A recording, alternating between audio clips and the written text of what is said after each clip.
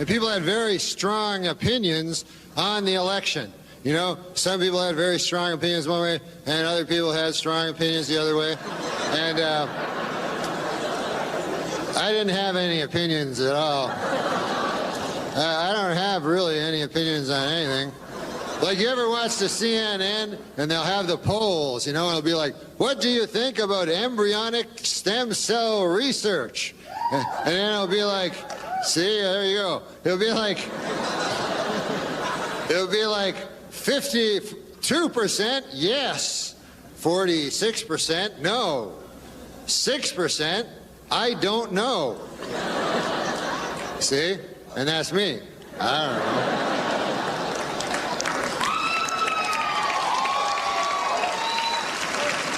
So I phone up the CNN, you know, and I go, hey, listen, is this the TV? Yeah, that question you asked about the embryonic stem cell research? I don't know.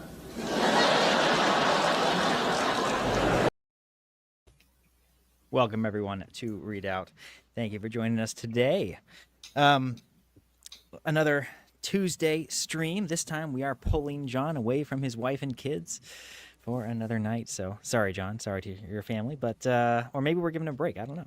Maybe they appreciate it. Yeah, maybe it's a good thing. You never know. My camera's all tweaked there. Okay. Welcome, everyone, again. Today we have a number of topics, two in particular. We'll see if we get to both of them, but we want to start out by reviewing some of what we talked about last Tuesday with the Mary doctrines from hopefully a Protestant side, a Catholic side. Now that we have John here as well, we can get his take. And, you know, more has happened. More people have had time to react and put out some sort of well-thought-out videos. So I think it's still a very important and interesting topic to discuss. And then we also, there was a debate between Christian Mario and Hansen, Jacob Hansen, I think is his name, a Mormon guy who we've, I think, covered on this show before. I've certainly seen him a couple times. And it was an interesting conversation, and might even tie into some of what we were talking about on Sunday with some of the ortho bro argument debate tactics. So could be a nice live explanation of or demonstration of some of those things, as well as a way to bash on Mormons, which is always a little bit fun. So with all of that out of the way, before we jump into the clips, Christian, how you doing tonight? Good, man. Good. Went to the gym in the morning with my buddy, just work, and then got my free Chili's meal tonight. So yes, sir. It's Veterans Day. Thank you for your service, Christian. Thank you. Yeah, good day. Not too bad. Can't complain. Excellent. Drinking anything spicy? No, sir. Not tonight. All righty. John, how you doing? On the topic of Veterans Day, did you see? I saw this on X somewhere, but it was like the chart of like the perfect Veterans Day, and it's like 12 different restaurants that you have to go to, like starting at like 9 o'clock in the morning. So you go to Denny's when they wake up in the morning. It's like this whole thing, and it's like it's food, it's drinks, it's everything, and it's like this is how you or it's like $300 worth of free stuff on Veterans Day or something. But yeah, get your oil changed too while you're at it. Yep. Mm-hmm. Got to be down to the schedule on that. Yep. But no, I'm doing well. Happy to be here talking about this because I missed the last stream talking about this. Yeah, we're happy to have you. Definitely interested to hear your take. We talked about it a little bit offline, but I think it'd be fun to dive back in. And I see we have in the chat, Logan sucks at shooting. Good to see you again. It has been a little while. Of course, we got Reformed Renegade. Excellent. I see Doomer John, who also dropped a super chat. Lutheran coded. Yeah. Thank you, Doomer John. God bless all of you. No more brother wars. Well, I don't know. We can hope. Yeah, right, exactly. Yep. Well, listen, however late and gay this stream is, I just saw this, so I have to share this. At least we're not this gay. Uh-oh. What does it say? Black Lives Matter? Yeah, already. Well, so pastor celebrates her abortion. I've never felt more loved by God. Black Lives Matter and our faith, our vote. Yeah, that's a thing. So as long as we're not this gay, you know, I think we're doing all right. Us Catholics and Protestants might have some contention, but we're not that far gone. Yeah. Yeah. Well, Jeez. I don't know. She's not Baptist. I don't know. It's another Presbyterian, common Presbyterian L. No. The lesbiterian, yeah. Lesbiterian. Lesbiterian. That's right. Yeah. Well, Cat Turd is also gay. He was just on my timeline, though. Yeah. Mm. Yeah. Her god. That's actually accurate. Yes. Her god is Yeah. Satan. Yeah. Yeah. Well, yeah, I haven't really talked about it yet. So there was a update, a Marian Dogma 3.0. Not really an update as much as it was kind of like a clarification on terms, being mediatrix and co-redemptrix, right? Which from a Protestant perspective, I'm like, what does that mean, right? Because we say Mary is the co-redeemer, co-redemptrix. I'm like, on the surface level, I'm like, that seems strange, but I've listened to a lot of Catholic fathers and like theologians talk about it, and they always like downplay it and like simplify it quite a bit. It just means that has that very important special part in redemption, right? So she's part of the redemption story, right? And so that's her, the sort of an honorific title, if you will. Not that she is actually the redeeming aspect of us, right? That's Christ's job. Only Christ can redeem us, but it's her part to play in it, essentially. Yeah. And as the Vatican clarified in their document, which I really only read the part on the co-redemptrix, not the entire thing, but it essentially says that the terms, while not necessarily inaccurate, can cause confusion, and they can be unclear as to what they actually mean. A lot of popes have used that sort of language. I just pulled up a couple of them here. Right, so for in the Rosary, all the part that Mary took as our co-redemptress comes to us, as it were, set forth, and in such wise as though the facts were even then taking place. Pope Leo the 13th in 1894. We have Pope Saint Pius X. Sorry, my bad. I bless thy holy name. I press thine exalted privilege of being truly Mother of God, ever virgin, conceived without stain of sin, co-redemptrix of the human race. Right, and so co-redemptrix is doing a lot of work in this, so you really have to unpack what this means.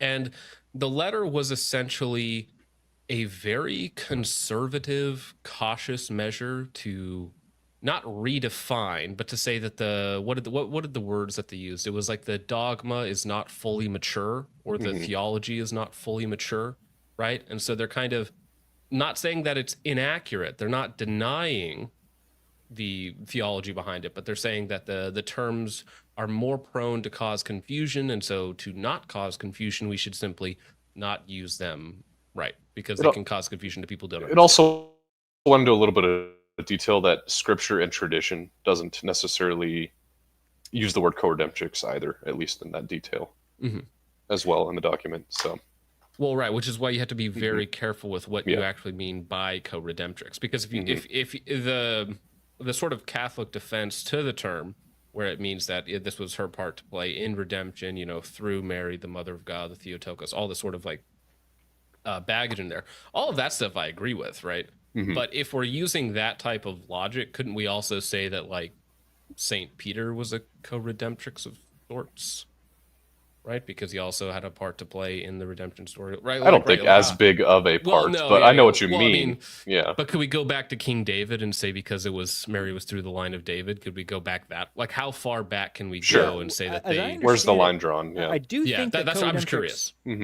I know at least in the term of I was listening to I think Walmart Thomas today on Dispentrix of all graces, and if I'm not mistaken, that this is sort of an exclusive thing that Mary has. That like if they say of all graces, then I must assume that means all the graces we receive flow necessarily through her. So it's not just her being. Yes, she is subordinate to God in terms of dispensing those graces, but it still all passes through her. I do wonder if it's a similar thing with Redemtrix, where it's like all redemption is still. Well, they would say that they would say terms, but mediated through Mary, which. Well, it's I've heard Catholics say it. Christ saved the world through Mary. Right. Yeah. Right. Yeah. Which is as unbiblical as the term co-redemptrix. I mean that is a very hard biblical case to make. You can make it from tradition. I could but see you how can't you can make that. I could see how you could make a technicality argument on that, right? But not in an exclusive way that would exclude people like David or anyone else who also played. Well, but that's what I'm a saying. If you use the part. technicality argument, you could then that could expand to anybody in that. Like I'm just saying, would Mary's mother be a co-redemptrix because through Mary's mother and through Mary Christ entered the world? It's like, I don't know. It's like do the transitive properties of co-redemptrix? How does that exactly work out? Which is why, I mean, obviously, like, I think the Vatican says some silly things, but this is something that from a Protestant side makes sense, which is strange for a Catholic to try and make it more palatable to somebody who's not a Catholic, although maybe that's just part of their evangelical strategy, right? It definitely was a little bit ecumenist coded as well, the document. Yeah, well, that's the thing, too. It's like, are you trying to make it more palatable to Protestants who wear a title like co-redemptrix on its surface is like, there's a lot to unpack there, and I need to really understand what you mean by that. And if they're doing that, because I saw a lot of people as well on Twitter. So Twitter Catholics can be anybody on Twitter can be a little spurry. He says like, so let me get this straight: the Vatican is allowed to host interreligious processions and worship services which cause scandal and misunderstanding, but we aren't allowed to use the term co-redemptrix because it causes misunderstandings. Do I have that right? And this is, I don't know what religion this is, but one of the ecumenical meetings at the Vatican or events that they have there, which is always a little strange. It's like, but traditional Catholics can't use terms they've been using for hundreds of years. It seems a little. That seems. So I don't think the document necessarily says you can't use the terms. It's just like it dissuades you from using them necessarily. So like, right, but if this would count as ordinary teachings, right?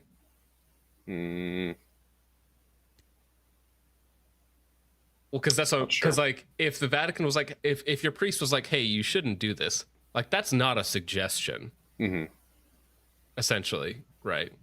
I mean, he's telling you not to do that. Yeah, fair. So if the whatever person signed off on this was like, hey, Christian, you should probably stop using this term, and then you keep using it, like that's like dishonoring him and what he's asked you to do. And so if this does count as ordinary teachings, like, kind of shouldn't use it, which I'm just curious, is that how that works? I'm not too sure, to be quite honest with you. Yeah, it is interesting to me the variety of responses that you've seen. Two major responses. One, Joe Heschmeyer, I don't know if we'll end up playing this video, but he put out a video on it. Yeah, shameless peppery. Where he was basically saying he's in favor of it, which actually makes a lot of sense, right? Because he's a Scholastic Answers guy, and Scholastic Answers, their whole mission is essentially making Catholic teachings more palatable to Americans. That's more or less the work that they've done for the last 20 years, however long they've been in operation.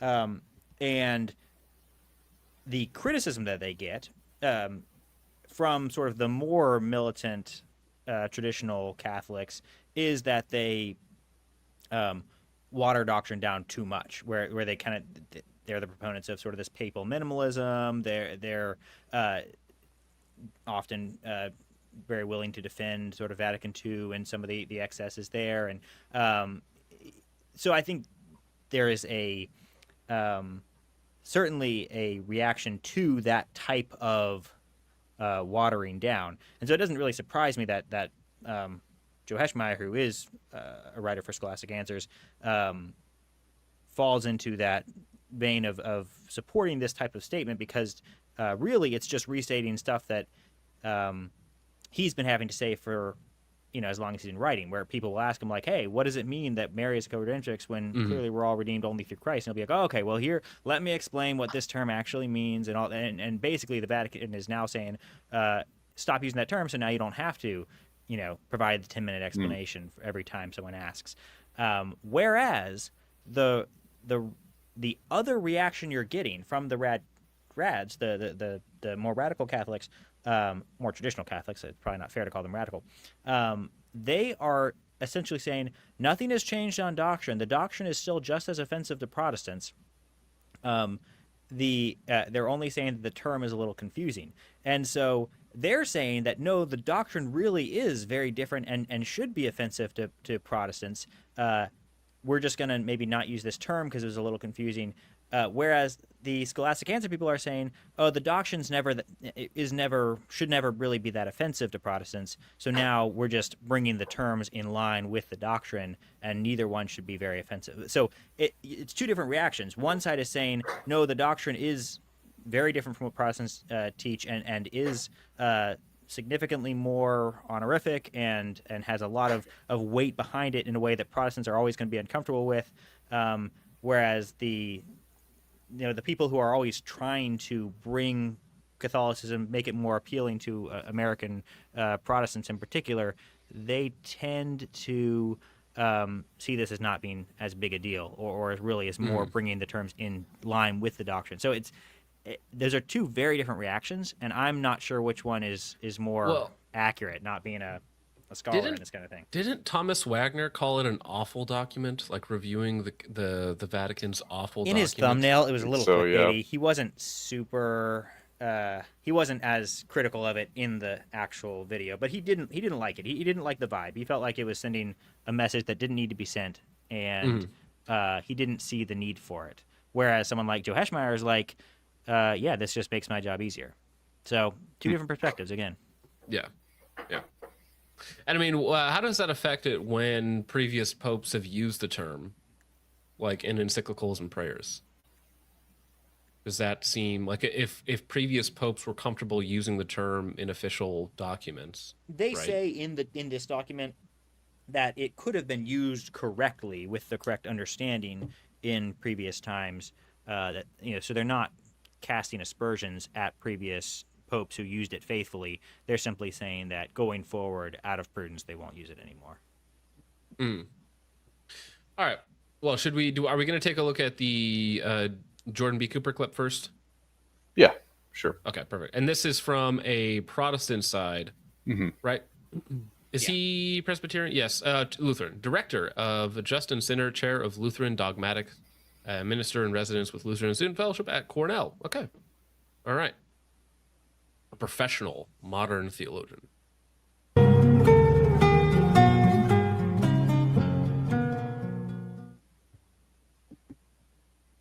So it was announced just a few days ago that there was going to be a document coming from the Vatican that had something to do with Marian dogmas. And I know looking at the responses were pretty interesting beforehand, people guessing what it was. And I had a kind of inclination of what I think that this might be. And that really comes from what is Pope Leo's pontificate and the aims and goals that he has had here related to just unity in the church.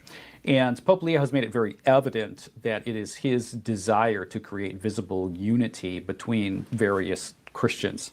And so when it was stated there was a document coming from the Vatican regarding Mary, I saw some people worried that this was going to be some kind of official declaration that the church was going to, adopt the view of Mary as co-redemtrix or co-mediatrix as an official dogma of the church. John Paul II had been at least urged by some to do that, and there was some thought that he might. He obviously did not do that. And, my inclination was to say, I don't think that's going to happen. If anything, I think that this document is probably going to be more ecumenical in its intentions. And that is exactly what happened. So this document is called Mater Populi Fidelis. It's from the Dicastery for the Doctrine of Faith. Doctrinal notes on some Marian titles regarding Mary's cooperation in the work of salvation. And this document is very helpful. I was very pleased to read through this document. And this document is an intentional work to introduce proper boundaries in which Marian devotion can be had.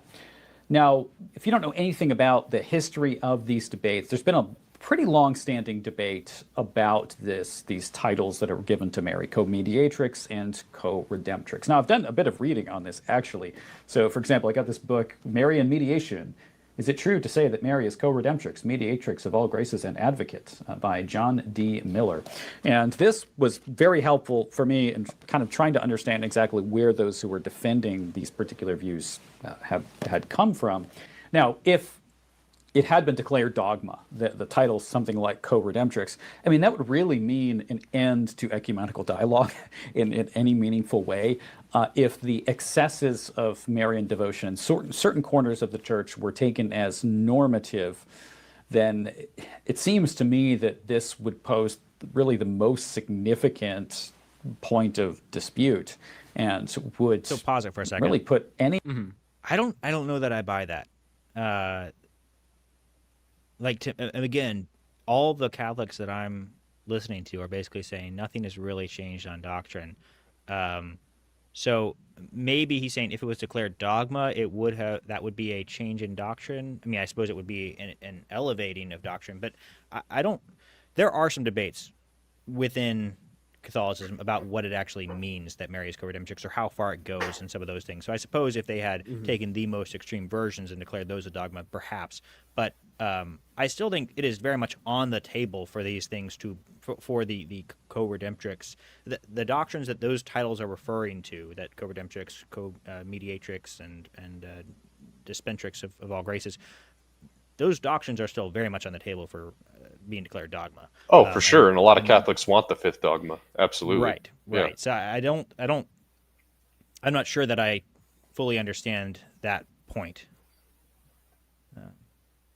Well, I mean, he's saying that like if this stuff gets set in stone, like it would make ecumenical discussions, I suppose, more difficult, right? But I still just think that even if they were going to declare it dogma, they would have to just actually define their terms, and so it would be like if they did declare like a new Marian dogma about the mediatrix or co-redemptrix, I would be very interested to see their language on it, right?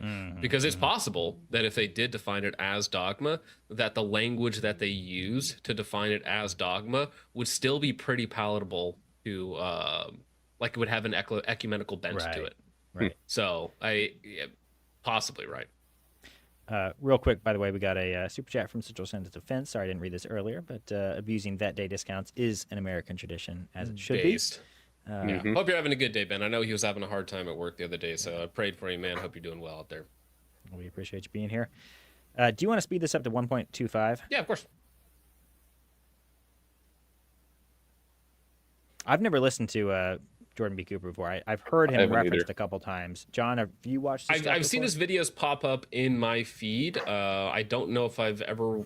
Maybe I watched one on the Anglican split, but I think that was probably about it. Gotcha. So not super familiar.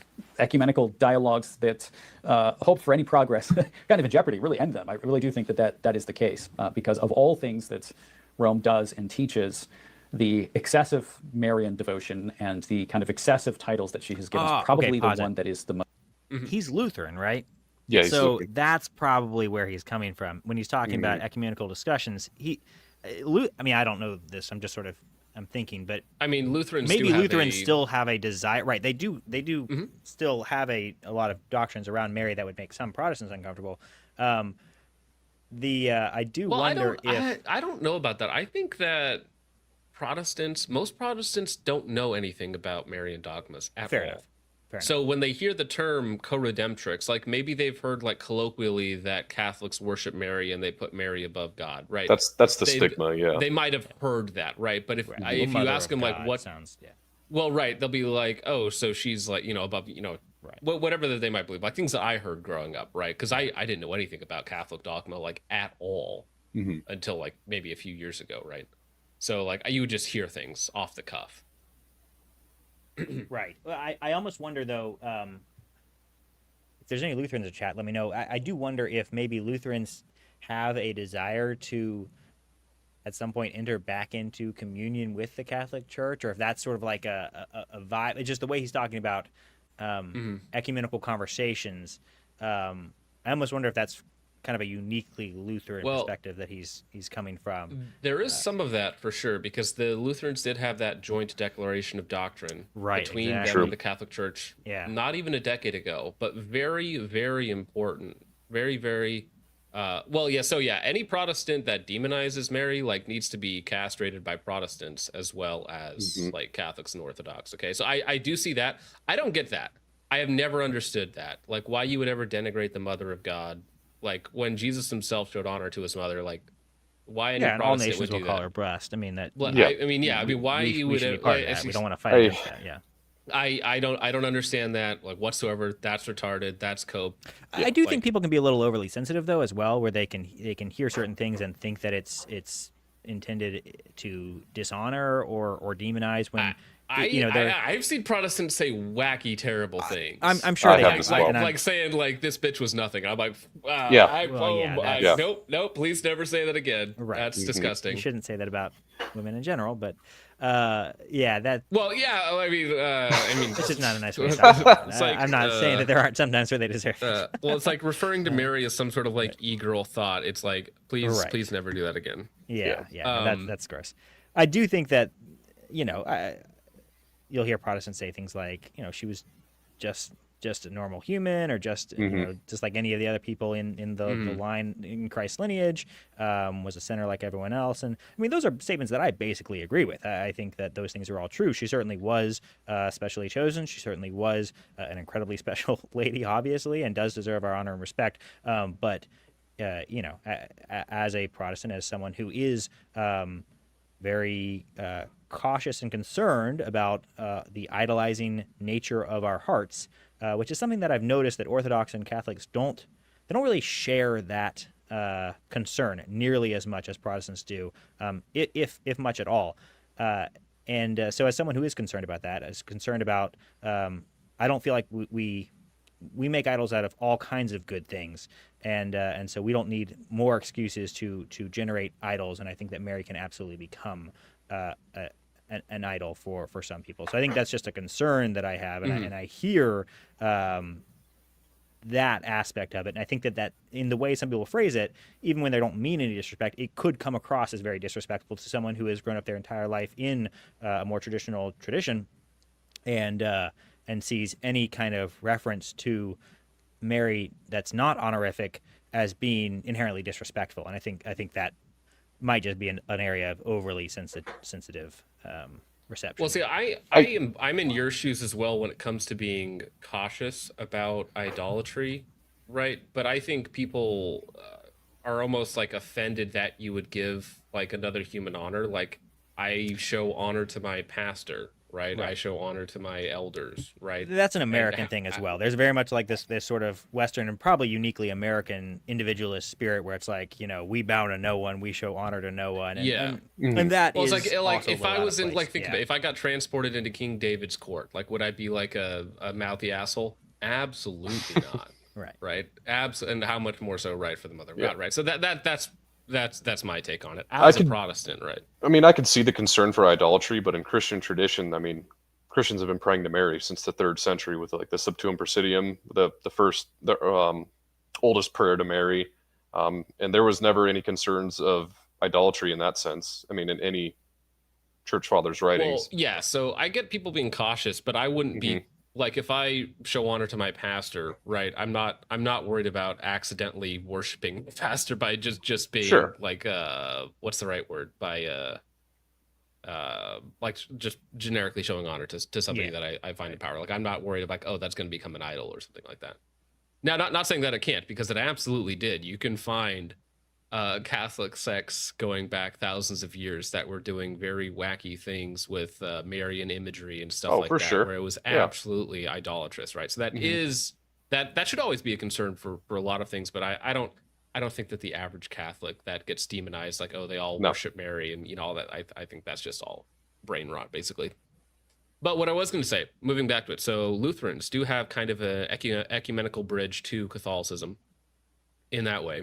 Right. Orthodoxy does as well, though, and this is a big problem for Orthodoxy right now, is the Ecumenical Patriarch of Constantinople has been attempting to bridge the gaps between them and the Catholic Church, which is almost certainly going to cause a schism between the Russian Orthodox Church and the Greek Orthodox Church. So there, which one is more ecumenical? The Greek. Okay. So Greeks will be excommunicated by Russian Orthodox if that comes to pass, because there are theological differences that have to be resolved, and they cannot be. They cannot. The Greek church cannot go back into communion with Rome. If they do, they will be excommunicated by the Russian Orthodox. Interesting. Yeah. So I mean, some weird things might be happening there. The Ortho Bros in the U.S., are they mostly Greek or Russian, or is it a mixture? Rokor and Greek. The Orthodox Church, the only Orthodox Church that's within like an hour of where I live, I believe, is Greek. Okay. The one by me is Greek as well. Majority of them are Well, Greek. but like the online crowd. I mean, I understand there's a presence both, but are they all of one ilk? Jadar is Rokor. Rokor is what you will see online. Okay. All right. Interesting. Yeah, because the Greek patriarch is he's very ecumenical. I'll just say that he's very ecumenical. Yeah, online or Rokor. Yeah. Most offensive. When you look at things like the total consecration to Mary and the way that she's spoken of in relation to this, these are things that make Protestants make claims that we do about Mariolatry in the church. But this document really puts an end to those titles altogether. So as one who is not Roman and who is Protestant, I'm really happy to see this. So I'm just going to read a little bit of what this document says. So I'm just going to look at just a few pieces of this, and this is a worthwhile document to read. There's a lot that could be said about the theology that goes all throughout this document. But for this video, I'm just going to look real quickly at a couple portions that are worth noting, and that is the section on co-redemptrix and then co-mediatrix. Okay, the title co-redemptrix first appeared in the 15th century as a correction to the invocation redemtrix as an abbreviated form of the title Mother of the Redeemer, which had been attributed to Mary since the 10th century. St. Bernard assigned that term, Redemtrix, Mother of the Redeemer, that seems like the most palatable because that's just like definitionally true. Right. Mary a role at the foot of the cross that gave rise to the title co-redemptrix, which first appeared in an anonymous 15th century hymn from Salzburg. Although the designation redemptrix persisted throughout the 16th and 17th centuries, it disappeared entirely in the 18th century, having been replaced. From Antiochian. So Antiochian, there's the Patriarch of Antioch, Constantinople, Russia, and then the other two. I forget who the other two are. Is there still one in Jerusalem? Yes, actually, I believe you're right. Yeah, so it'd be Jerusalem, Antioch. Because actually, it's funny, is the largest land donor in Israel outside of Israel is the Orthodox Church. That's funny. Yeah. So yeah, I believe that's the 4, and then Rome would have been the 5th. Right. Because Rome would have been the 5th head of the Pentarchy, right? Yeah. Am I crazy? Yeah, no, I think that's right. And then did they replace Rome after the schism, or is there still an Orthodox one in Rome, or how does that work? Well, I mean, no, there would not be a Roman patriarch as far as I'm aware. Okay, interesting. Because they would have said that see fell away, basically. Gotcha. Placed by the title co-redemptrix. Theological research on Mary's cooperation in Christ's redemption in the first half of the 20th century led to a deeper understanding of what the title co-redemptrix signifies. The document then cites the fact that Pope John Paul II has used this title, which again is why some people had thought that John Paul might declare this title as dogma, but it also references the fact that the title co-redemptrix was purposefully not used at the Second Vatican Council, and it says for dogmatic, pastoral, and ecumenical reasons, recognizing the real limits of ecumenical dialogue, fruitful ecumenical dialogue, if this was adopted. Then there was mention of a meeting on February 21st, 1996, when Cardinal Joseph Ratzinger, who was then the prefect for the Congregation for the Doctrine of the Faith, who then became Pope Benedict XVI, he was asked whether the request from the movement Vox Populi Mariae Mediatriti to define a dogma declaring Mary as co-redemptrix or mediatrix all graces was acceptable, and in his personal votum he replied negative. The precise meaning of these titles is not clear, and the doctrine contained in them is not mature. A defined doctrine of divine faith belongs to the depositum fidei, that is, to the divine revelation conveyed in Scripture and the apostolic tradition. However, it is not clear how the doctrine expressed in these titles is present in Scripture and the apostolic tradition. And so Ratzinger then also mentioned on other occasions that he rejected this title as confusing and not consistent with Scripture or the tradition of the Church. But so one thing about this is that these terms were not used in the first millennium. Yeah, not at all. Even if you could find the bones of the dogma itself or the tradition within the first millennium, these terms themselves weren't used then. No, co-redemptrix didn't come around until about the 1500s, I believe. Mediatrix might be a little bit earlier, but it may be like the 800s that came around. I could be wrong, though. Yeah. I think you're right, though. I think it's older. It is. Let's look at what is actually stated in the document. as to why they're rejecting this title. Given the necessity of explaining Mary's subordinate role to Christ in the work of redemption, it would not be appropriate to use the title co-redemptrix to define Mary's cooperation. This title risks obscuring Christ's unique salvific mediation and can therefore create confusion and imbalance in the harmony of the truths of the Christian faith. For there is salvation in no one else, for there is no other name under heaven given among men by which we must be saved. Acts 4:12. What an expression requires many repeated explanations to prevent it from straying from a correct meaning. It does not serve the faith of the people of God and becomes unhelpful. In this case, the expression co-redemptrix does not help extol Mary as the first and foremost collaborator in the work of redemption and grace, for it carries the risk of eclipsing the exclusive role of Jesus Christ, the Son of God, made man for our salvation, who was the only one capable of offering the Father a sacrifice of infinite value, which would not be a true honor to his mother. Indeed, as the handmaiden of the Lord, Mary directs us to Christ and asks us to do whatever he tells you, John 2:5. And this is a great statement. This is very helpful. And I really appreciate, and this is something that I've said about Rome in the past, is so many of the titles or practices that have developed over time are things that a theologian who knows how to parse out the particulars of what everything means, they can make sense of. But there really is a question of how does this actually impact the laity? And if you're using this title co-redemptrix and you mean this or that, the question is, what does the average person of the pew think you're saying? So yeah, he makes a really good point there. How does this affect the perspective of the average laity?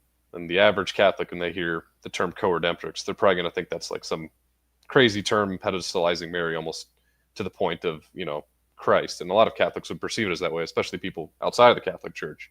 And I've talked to a lot of Catholics who have never even heard that term before. So yeah, it's a good point. Mm-hmm. Mm-hmm. Well, I remember I told this last Tuesday, but my wife works with someone, and when I texted her on the day just saying, hey, just send her the article headline, and she showed it to her Catholic friend, and her Catholic friend was like, oh, I've never heard that term before. What does that even mean? So, I mean, I love my fellow Catholics, but there's 1.4 billion of us, and most of them are probably just NPCs. So yeah, just saying.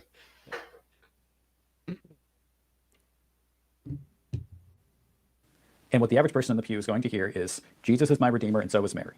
And that's what they're going to get. So I appreciate this very pastoral concern here to say that though, yes, some of the things that people are tending to say when using this title might be technically correct, it is extremely unhelpful. And it points people away from Jesus, which is really pretty important admission, I think, here. So then this next section where we're talking about the mediation or co-mediatrix, this one is particularly interesting because of the argument that's actually laid out here, which is the argument that Protestants generally make. And I've heard this I've been in these conversations when I've discussed with Roman Catholics this title of co-mediatrix, those who defended this title. And you bring up the fact that Scripture does say that there is one mediator between God and man, and that has to mean something. So this title of co-mediatrix seems to confuse. Well, Hook is saying, where's that in Scripture? Because that's what those words mean. I know what you're saying. Like you're confused, or not confused, but you're thinking that these words mean what their most obvious meaning is, right? But when these words like co-redemptrix and mediatrix are pushed out, there's a lot of coaching, and there's a lot of context that has to be added onto them, which is why, as somebody who is on the outside, this document makes a lot of sense to me, right? Because it very clearly lays out as Christ is the Redeemer, right? First and foremost only, right? But it's then there's a secondary first collaborator, right? So if you had to align everybody else outside of Christ, Mary would be the first of that, right? That's the Catholic position. And there's a Catholic vibe that I heard a Thomist say this on the day where this document came out, saying that he was quoting some other famous Catholic that no amount of reverence and honor to Mary can be too much, or something along those lines. And I mean, maybe that statement, even as he intended it, he might not say is technically correct. There probably, even in his mind, is some amount that would be over the top. But that's a vibe right? within Catholicism, right? It's and I think that's but that goes. I think there are these two camps, where there's this camp that wants to sort of minimalize everything and make it the most palatable, and then there's this camp that just wants to run headstrong and embrace it all, regardless of how offensive it might be. And I do wonder how dissimilar and how similar their the actual doctrines are. That's always my big question. Is like when I read Scholastic Answers and when I watch or when I read Catholic Answers and when I watch Scholastic Answers, am I getting two different doctrines or am I getting two different perspectives on the same doctrine? That's always the question in my mind, and it's not always easy to figure out the answer. So I just that's what I have to figure out. It's really hard from an outside perspective. Use that, and this is precisely what the document says. The biblical statement about Christ's exclusive mediation is conclusive. Christ is the only mediator, for there is one God and there is one mediator between God and man, the man Christ Jesus, who gave himself as a ransom for all, 1 Timothy 2, 5-6. The Church has clarified this unique place of Christ in light of the fact that he is the eternal and infinite Son of God, hypostatically united with the humanity he assumed. This is exclusive to Christ's humanity, and the consequences that derive from it can only be properly applied to him. In this precise sense, the incarnate Word's role is exclusive and unique. Given this clarity in the revealed Word of God, special prudence is required when applying the term mediatrix to Mary. In response to a tendency to broaden the scope of Mary's We'll do it after this video. cooperation through this title, it is helpful to specify the range of its value as well as its limits.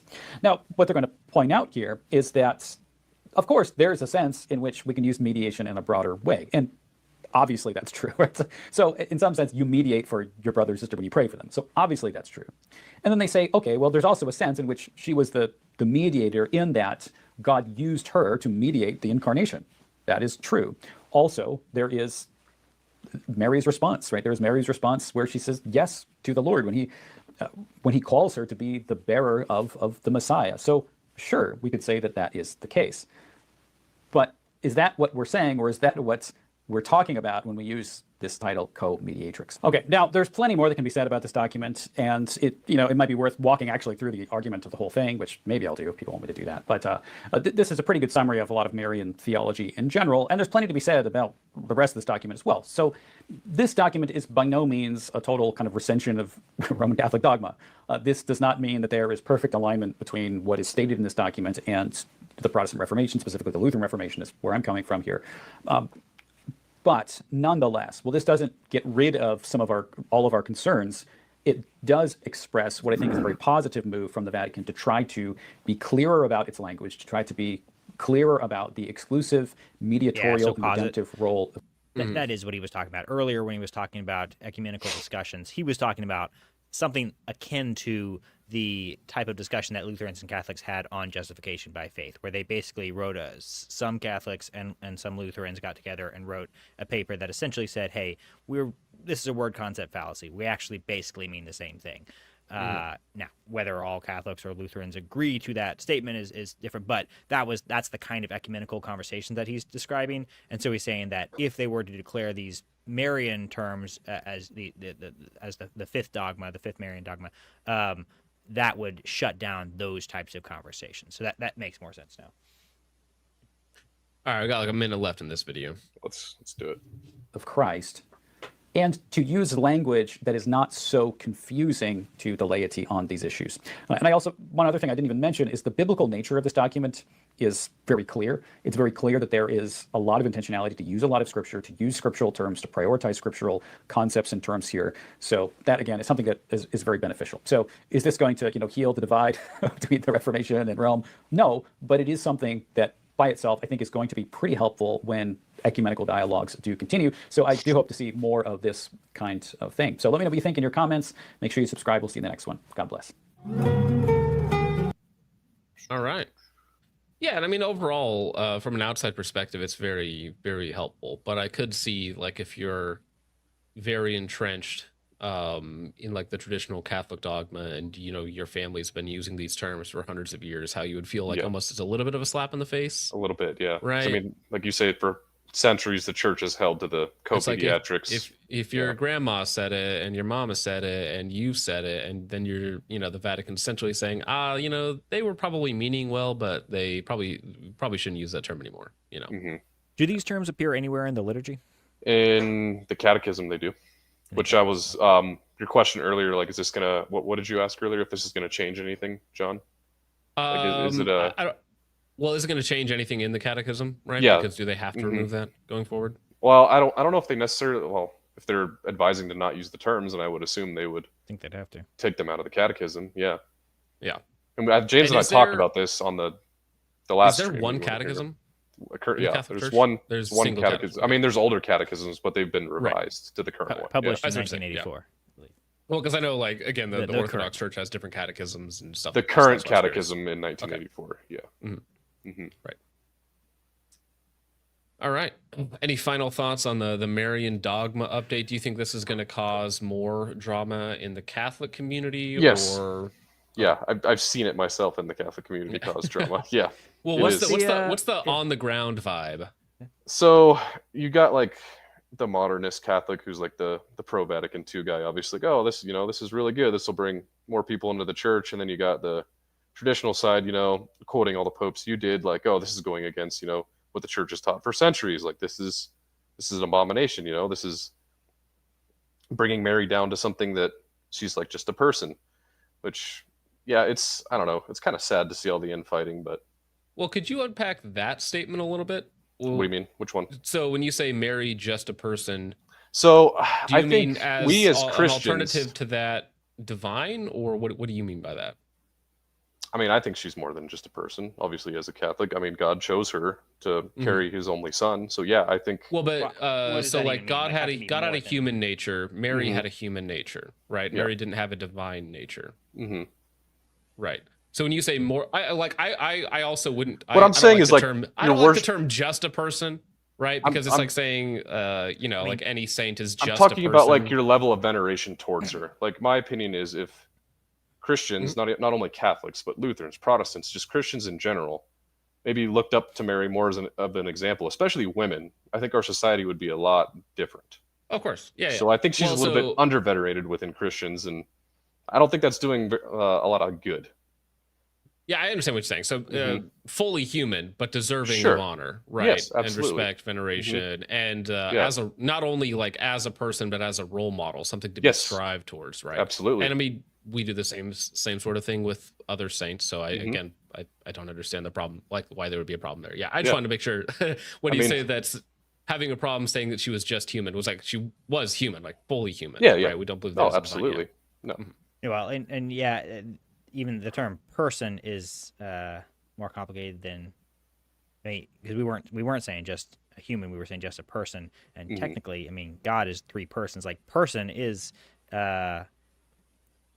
in some sense, one of the highest categories you can get. Like personhood is a concept that is really post Christ. The whole concept of personhood comes out of a number of things combining. You get a little bit of Roman law with sort of this this idea of personhood, where you're applying personhood to Roman institutions. So kind of like the modern concept of corporate personhood, you actually have something like that in Roman law, and so that idea of personhood is getting brought in and used to describe God. And then you also have this sort of persona word that from Latin meaning like a mask, which is so sort of like this idea of almost modalism or Sabellianism, where God is putting on different masks, but Tertullian is using it to mean something different. He's arguing against the modalists, but he's using sort of this word that doesn't really have a fixed meaning in terms of theology, and so he's just sort of adopting this word. And then out of this coining of this term person with all these different meanings coming together, you get personhood to describe God in three persons, and then I think out of that you get more of an understanding of us also participating in this concept of personhood, which is something of a new concept altogether. So it's a very I don't think we realize how modern in some sense. I mean, it's only about 2,000 years old in the grand scheme of things. This concept of personhood is, and how much of an elevation it is, perhaps above an older sense of what it means to be individuals.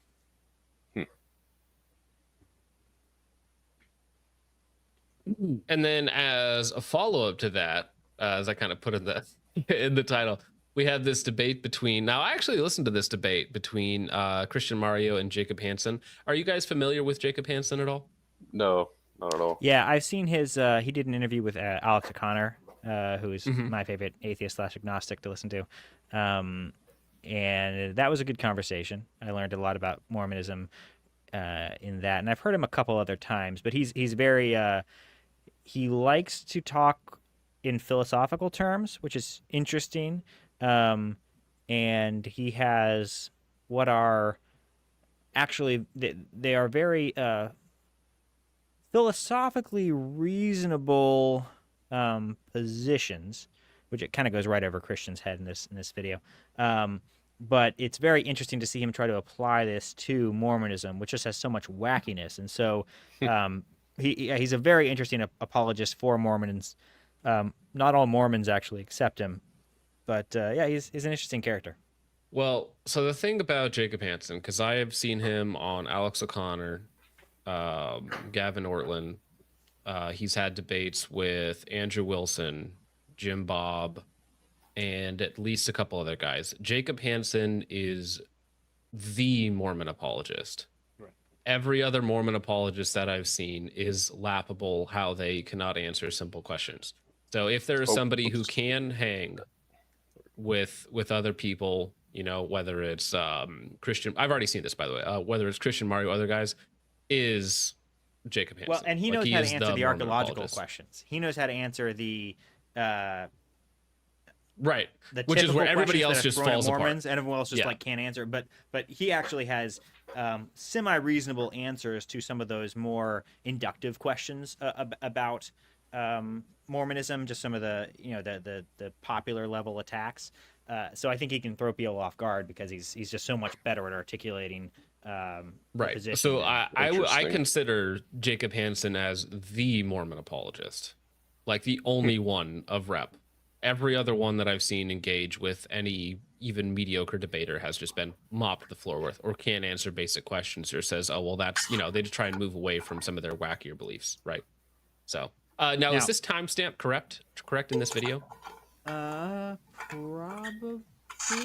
Did I see the timestamp, or did you just find that? I clicked on it. Well, actually, I clicked on it and it went to this spot. So I don't know if this is when it thought I left the last time I watched this. Yeah, I really have no idea.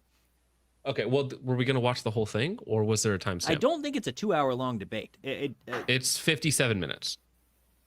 This video is this is the one Christian Mario posted, so maybe this is the entire conversation. That seems long, but maybe it did take that long. No, we can start from the beginning of the debate. Okay, so maybe go to the beginning of the video. Yeah. Now there is one other option we have. We could also watch the review of. We could be the review of the debate, where Christian Mario actually did a post-debate breakdown. I have not seen his follow-up to this debate. I did see that. That's actually, I haven't seen the original debate. I just saw the one where they went through it, so I guess I saw it. Mario also in this video was very nice to Jacob. I've seen Mario be much less nice to people before, and so this is a very conversational. He was less nice in the review of the debate. Well. Yeah, I mean that's a tendency people have. Yeah. We're all big men. We're all gonna come at the ideas and say wacky things. I think that's fine. Yeah, this is probably the easiest way though, is just to listen to it directly. Okay.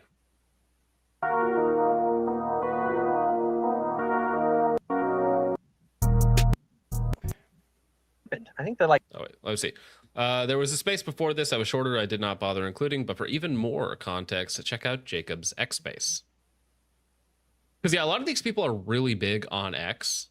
So Christian Mario will get like 600-800 live viewers on X and only has 4,000 subs and like 50 people like we do basically.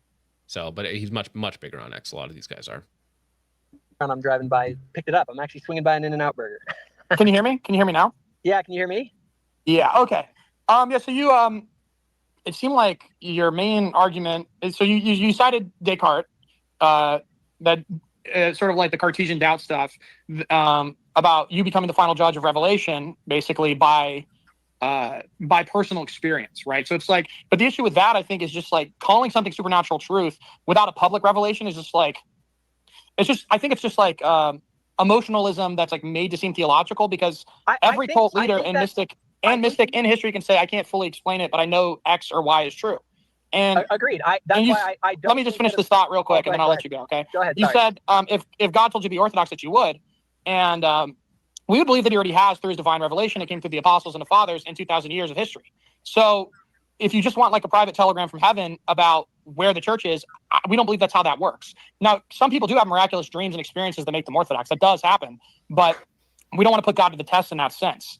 And regarding like your claim that no one knows anything with perfect certainty, but you're perfectly certain that experience is reality, that's self-refuting because We're not going to get into this debate again, are we? We don't have for the to. We've already third covered it. time. No. Please no.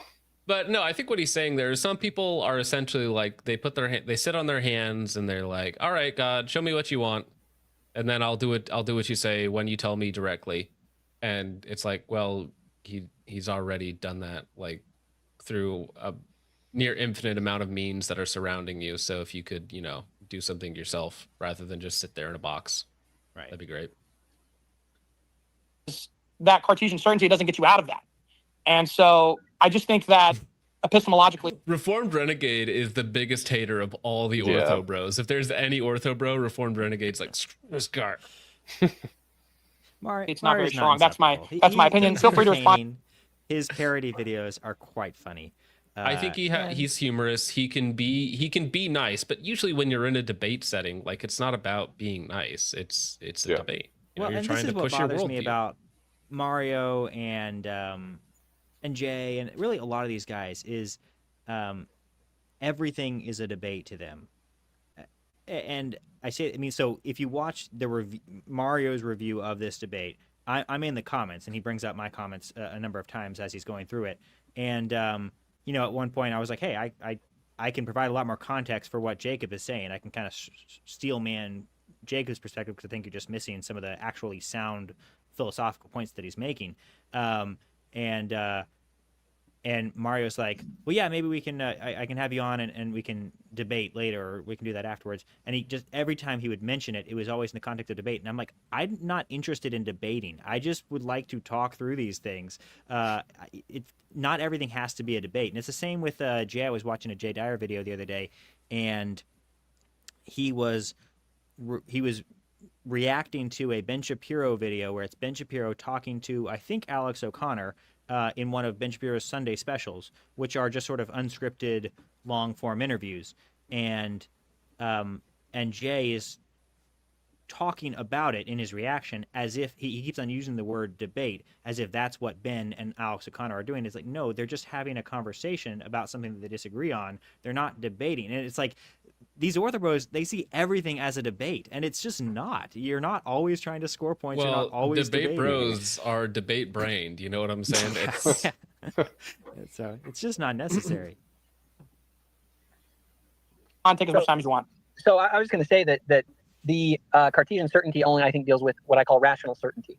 I don't think you can have perfect rational certainty of anything. And so when I claim that someone knows something through a direct experience, as I said before, I would only say that they know that the experience happened. How we immediately, once you begin to interpret an experience that you've had, you're now engaging in the process of reason, right? It's the difference between the raw data and the analysis of the data itself, okay? So what people would say is, okay, you might have had some kind of a personal experience, Jacob, but you're not reasoning about it correctly, and I think you're misinterpreting these emotional experiences that you had for communication from God, something like that, right? Now, I would say that there's a certain side to which that's valid. That's why I don't believe in what I call a feelings alone epistemology, right? But I also don't doubt that God can reveal things to me and commune with me and help me to know what things are right sort of supernaturally. And so what I'm saying is that there's this, again, it's sort of, that's why I say collective witness. You don't just rely on one witness. If you're just relying on feelings, that's wrong. If you're just relying on authority, like a sola scriptura person says, this is the authority of the Bible is it. I just believe it because the Bible says so. I think you're missing something there. You're not engaging the power of reasons to even check as to why you. I think Mormons are kind of the most interesting in this regard because not only do they not believe in sola scriptura, right, where that's like the only infallible authority, they also don't have any sort of like tradition to back up on either. Right. So it's like, what do you have? It's like solo me. That's right, baby. You believe the Bible is true, or the spiritual manifestations. My thing is, all of these things can witness to you what is true, and you have to utilize all of them, right? And when you use all of those things, that's your best approximation to what the truth is. Because those are the faculties God gave you for that purpose. Yeah, that's okay. So just like one more point. I understand. What was that? I said that's not a horrible epistemology. That's a somewhat cogent explanation of how an epistemology could function. He still might run into some issues, especially if he's depending too much on kind of personal revelation, which it sounds like he is, and I think Mormons tend to. But he articulates it, I think, better later, and it actually does sound pretty similar to what I've showed before, where it's this sort of, experiences leading to postulates, leading to conclusions, and then back to experiences. The big question in terms of epistemology is, where do these come from? Where do these postulates come from, and how do you get those? And are those baked in? Do those come from experiences? Are they just reinforced by experiences? And really the bigger question is, how do you induce anything from experiences at all without having some baked in universals? And this is where, empiricists, just pure empiricists, can't really make an argument, because they have no way to account for even the process of induction, which is taking sort of the collection of experiences and getting universals or finding similarities between those particular experiences.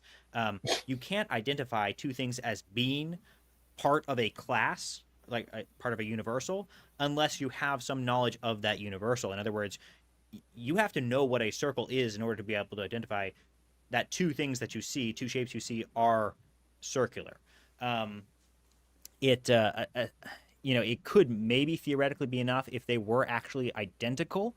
Then you could simply point to identity, although identity is also a universal, and so that gets a little bit tricky. Bertrand Russell points that out.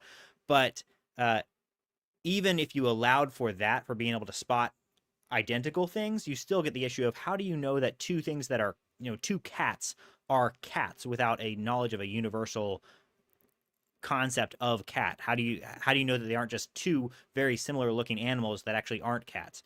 And pure empiricism has a really hard time answering those types of questions, and so you really do need some amount of but you basically have to allow for the mind of God being sort of this realm that has the universals, and he plants this ability to spot universals in you as part of the innate knowledge, most likely. Is one of the best explanations. I'm not sure that that's the only one, but Isn't that going back to kind of like a tag argument, though? Like, God is the explanation for knowledge and rational thought? Well, so as we pointed out, there's a lot of my epistemology that's very similar to tag, but no, that is not going to be tag. Tag is a particular method of arguing, and it requires basically you are arguing for God from logic, rather than simply accepting God as a presupposition.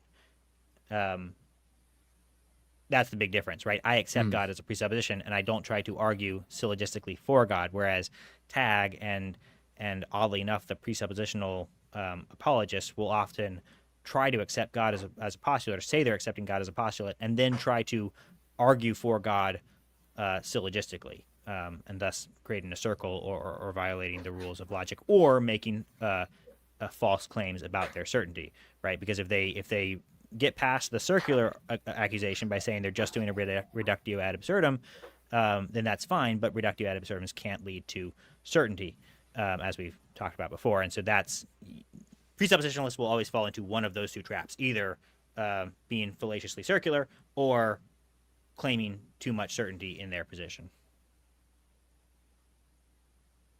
Interesting that you're saying that it's a multifaceted case, but I think that the central thing about Descartes is just that you really just can't have it both ways, because the moment you say we can't have rational certainty, you've made a rationally certain statement about certainty itself. So it's self-refuting and self-falsifies. So that's the issue. It's a performative contradiction in saying it, if that makes sense. And then the other issue I see, like practically, I think it's a little bit absurd, because if reason can't give you certainty, then you can't be certain about Descartes, Joseph Smith, or your own logic in saying that. So the whole conversation collapses into guessing. And so I don't think that makes sense. And since orthodoxy doesn't really rely in any way on Cartesian certainty, it rests in historical revelation. God became man, right? And then he left the church, and they confess the same faith. Mm-hmm. When he says Cartesian certainty, do you guys know what that means? No, I do not know what that means. So, does he mean Good. So Descartes, Cartesian refers to Descartes. Okay. Which, Okay. by So the this way, is the I think therefore I am, right? Yeah, basically, Descartes undertook a project in Meditations, which I actually just finished last week. I have a little story to tell you about Descartes in a second. But first, so Descartes' Meditations, he undergoes this project in 6 meditations, each one probably written in like a day. They're each sort of like a day's meditation. I mean, I don't know if they actually were written like that, but that's kind of how it reads. And the first one is basically to take everything off the table and say, I can't trust my experiences, so I really don't know anything. So I'm going to try to whittle away everything that I think that I know to get down to what I actually do know with absolute certainty. And the only thing that he can, after he takes away everything else, the only thing that he can come up with is that I think, therefore I am. Cogito ergo sum, I think. And that is what he says he can ground his certainty in, and then he can reason from there. And so then from there, he goes on to provide a proof for God. He actually provides 2 different proofs for God. And then from there, he proves, he says that he proves that there is a distinction between body and soul, and thus there is material realities are real, and thus we can have, because of the way he sort of defined God and proven God, and God is not a deceiver by definition. He uses an ontological argument for God. So God, in his by definition, is a perfect being and therefore not a deceiver, because that would be imperfect. And so because of the way he's proven God and he's proven the outside world, he also has proven to some degree that he can trust his experience of the outside world because God is not a deceiver. So he's built from this one foundation of him existing, proven his own existence by the fact that he thinks. He has shown that he can actually rely to some degree on his senses and understanding of the outside world, and from there he can go on to perform the rest of metaphysics from this position of radical doubt. Now, there's a couple problems with this, and the biggest one is that I think, therefore I am is not, cogito ergo sum, I think, therefore I am is not as foolproof as he thought, and as many people even still kind of think. There's sort of a naive position that this makes sense. Augustine actually said something very similar to this back in the day. Augustine really scooped Descartes about 1,000 years before Descartes ever wrote anything. But I think, therefore I am is not a fair, logically sound argument.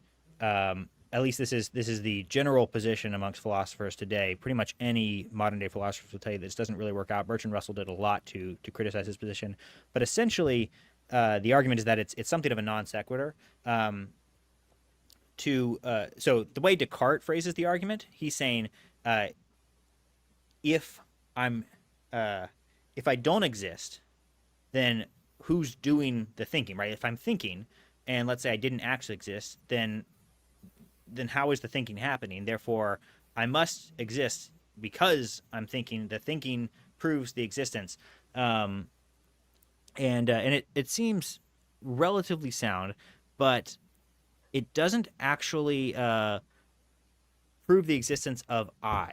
In other words, it could just be like the explanation for thinking could just be something along the lines of it's raining outside. It's raining.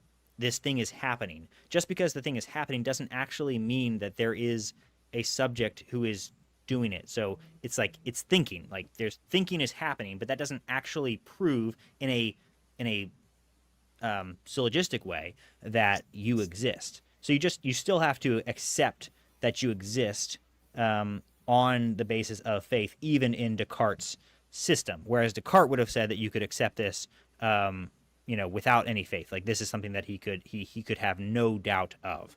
And so when someone is attacking Cartesian certainty, like Christian Mario is, he's saying that even Descartes' statement of I think, therefore I am is not something that could in and of itself give you grounded certainty. And that is pretty much the modern philosophical stance. Most people tend to agree that that is true, that statement cannot alone give you grounded certainty.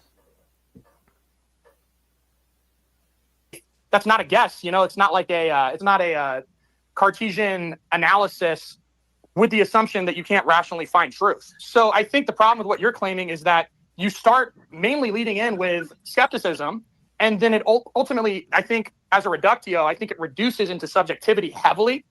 And so I think our position of starting with the person of Christ, which is what the Orthodox Church did, we start with his person. That's what Nicaea was, is we're figuring out who is Christ. And through the ecumenical councils, where we have the revelation once and for all delivered, and we're explaining that revelation and defining the boundaries of it. So I think that just makes more sense.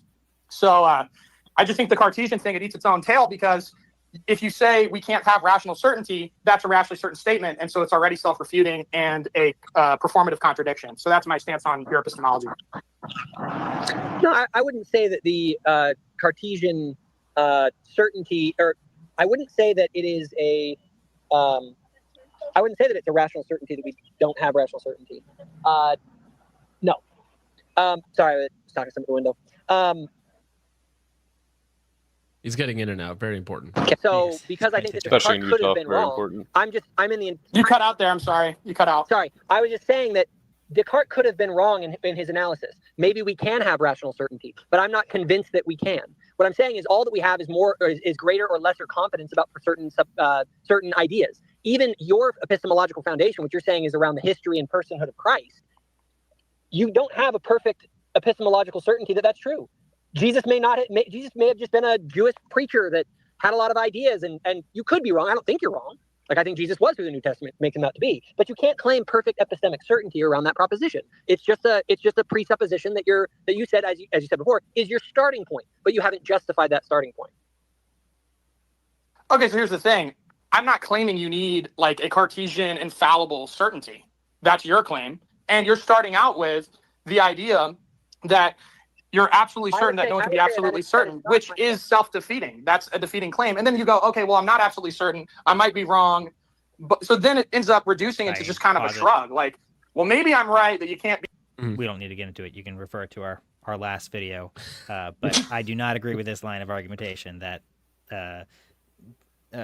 that saying that you are uncertain is a self-defeating argument. I just think it does not follow. Well, so what he's saying there is the other guy's claiming you can't have epistemic certitude, right? Epistemological certitude, and if you say that as a certainty, it seems to defeat itself, right? But he does. I mean, Jacob says maybe you can. I'm not sure about that. Jacob says yeah, I'm exactly. not sure about that. Right?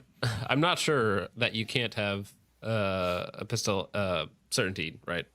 But I think you can't be certain, and then based off of that, I think you can be certain when you have feelings, and it reduces, I think, into nonsense there. No, I wouldn't say that's my position at all. My position is very clearly that you can't have perfect epistemic certainty on a rational level. I don't think that exists, and unless you were to demonstrate to me how one can have perfect rational certainty. Mm-hmm. Yeah, on a rational level, because that's once you start talking about rationality, you are starting to confine your epistemology. You're confining your theory of knowledge. You're not just talking about all knowledge. If you're just talking about rational knowledge, that is actually a more condensed or zoomed in view of knowledge. Mm-hmm. It's not all knowledge. At all. My position is very clearly that you can't have perfect epistemic certainty on a rational level. I don't think that exists. And unless you were to demonstrate to me how one can have perfect rational certainty, then that claim would fall apart. And I don't think you or anyone can do that. And I've tried to find a system to do that, because it'd be really cool if I found some sort of a methodology that could render perfect rational certainty. But I think Descartes' great sort of assertion still stands in the sense that no one has been able to refute it. So until he could be wrong, but I don't have a perfect epistemic certainty on a rational level. However, I can say that I've had certain experiences, and I can say that with certainty. Now, maybe I'm misinterpreting those experiences, but this is what Descartes did say we could know, and I think he was brilliant about it. I think, therefore I am. In other words, the direct experience of existence itself is like, it's as real as things get. It is reality. Just you're directly encountering reality. Now, you may use your power of reason inappropriately and misinterpret what that is, but the baseline experience is, and this is what I actually argue in my series. So I think that he's like half right. Like, I don't think that he's correctly using the term certainty there, because, like I said, even Descartes' phrase, I think his faith in Descartes' logic there is misplaced. But when he says it's as certain as one can get, that's not too far from the truth. It's like, yeah, your direct experience with reality, your kind of the raw sense data you're getting, and the fact that you are getting some raw sense data is one of the most, grounding things that we can have. It's like this is sort of what we tend to base our reality in, is the things that we can touch around us. And yeah, I think he's not far off there. Not that what we can see, taste, and smell is the most real, but it is one of the it's like our most direct experience of what is real. It's like, and when I say experience, I'm not just talking about the things that we experience that are material, but also even the spiritual experiences that we have. Those are experiences too. And yeah, I think that experience is the most direct link that we have, even though it is flawed. Right, and I think that comes down to reasonable certainty versus like perfectly justified certainty, right? Yeah. Which is, I think, where everybody's. It's really the argument whether you're 99% sure or 100% sure, and if there's any faith that comes into play. That's really it. I think that the fact that what knowledge is fundamentally, it is direct experience. It isn't something we can talk about it. We use words, we use reason to try and articulate the experiences, the encounters with reality that we have. But ultimately, the only thing that is fundamentally that you can know what it means to know something is to encounter something directly, not Okay. So articulation. So okay, here's the thing. So your claim is that you say perfect epistemic certainty doesn't exist, but that statement itself assumes certainty about that fact, and then you go, No, "Well, I'm not certain about that fact," which makes your claim which weakens the claim. I don't want it to be misrepresented. It is not that I'm certain about that fact. It is that fact seems most likely true amongst the alternatives. There is no rational fact that I'm going to state that is perfectly epistemically certain. It is simply what I believe is the most likely thing, and I'm willing to be convinced otherwise if someone can show me good reason to doubt that claim. Okay, so let me try to steelman you, so that way I can 100% say what you're saying, and we're not talking past, okay? And then I'll try to explain what my issue is, all right? Okay. So you're probably sure that certain probability doesn't, or not probability, you're probably sure that certainty is not true. That's your claim? My claim is, I think it is most likely that you cannot have perfect rational certainty about almost anything. It's like all the qualifiers. Just throw them all in there. Right. Get them all in there. Yeah. Well, because he knows that Christian is trying to set him up for a trap. I mean, Christian is just trying to find the right wording where he can. He's correct though, right? Because he has to. Once you claim certainty, the claim that you can't have certainty goes out the window. So you do have to couch everything you say. Right. Yeah. I guess maybe I should phrase it that way, because, let's just leave. My issue is you really can't claim probability here without presupposing or assuming certainty somewhere else. So otherwise, the probability itself just reduces to meaninglessness. Things are true by virtue of the terms being used. You know what I mean? Like 2 + 2 = 4 is true 100% just by virtue of the terms being used. Okay, so you're saying like there's certain things that are just self-evidently true. Might be more of a divide. Like a square has 4 sides. That statement is true. But it's true. This is the difference between inductive and deductive logic. Deductive logic, something is true because of that's what a square is. We've defined the square as the thing that has 4 sides. So to say that a square has 4 sides is just to state what we have defined. All right, however, if I say that. So I do not exactly endorse Jacob's use of inductive and deductive. I don't think that's a definition is not a syllogism. So to say, Well, but I also think what he's saying is that, like, if I say the glorg is blorg, right? Is that objectively true? It's like, well, I've defined it as the glorg is blorg. This is where, I mean, most people don't have the time for this, but everyone, if they have time and have this kind of, are inclined to this kind of conversation, should go read Cardinal Henry Newman's, I think that the Blessed Cardinal Henry Newman's, as Catholics would say, Grammar of Assent. It is an excellent little treatise on. Basically, it just provides a fantastic vocabulary. You can just read the first half, and you'll get everything you need from it. He does an excellent job of laying out this concept of the distinction between the real and the notional, which has really helped me as I'm sort of thinking through some of these things. But notional truths are those truths that are purely inferential, purely based on sort of these identity claims of these definitions of this is this thing. So you're defining this with this word, or just the syllogisms, or math, where it's like 2 + 2 = 4. These are just notions.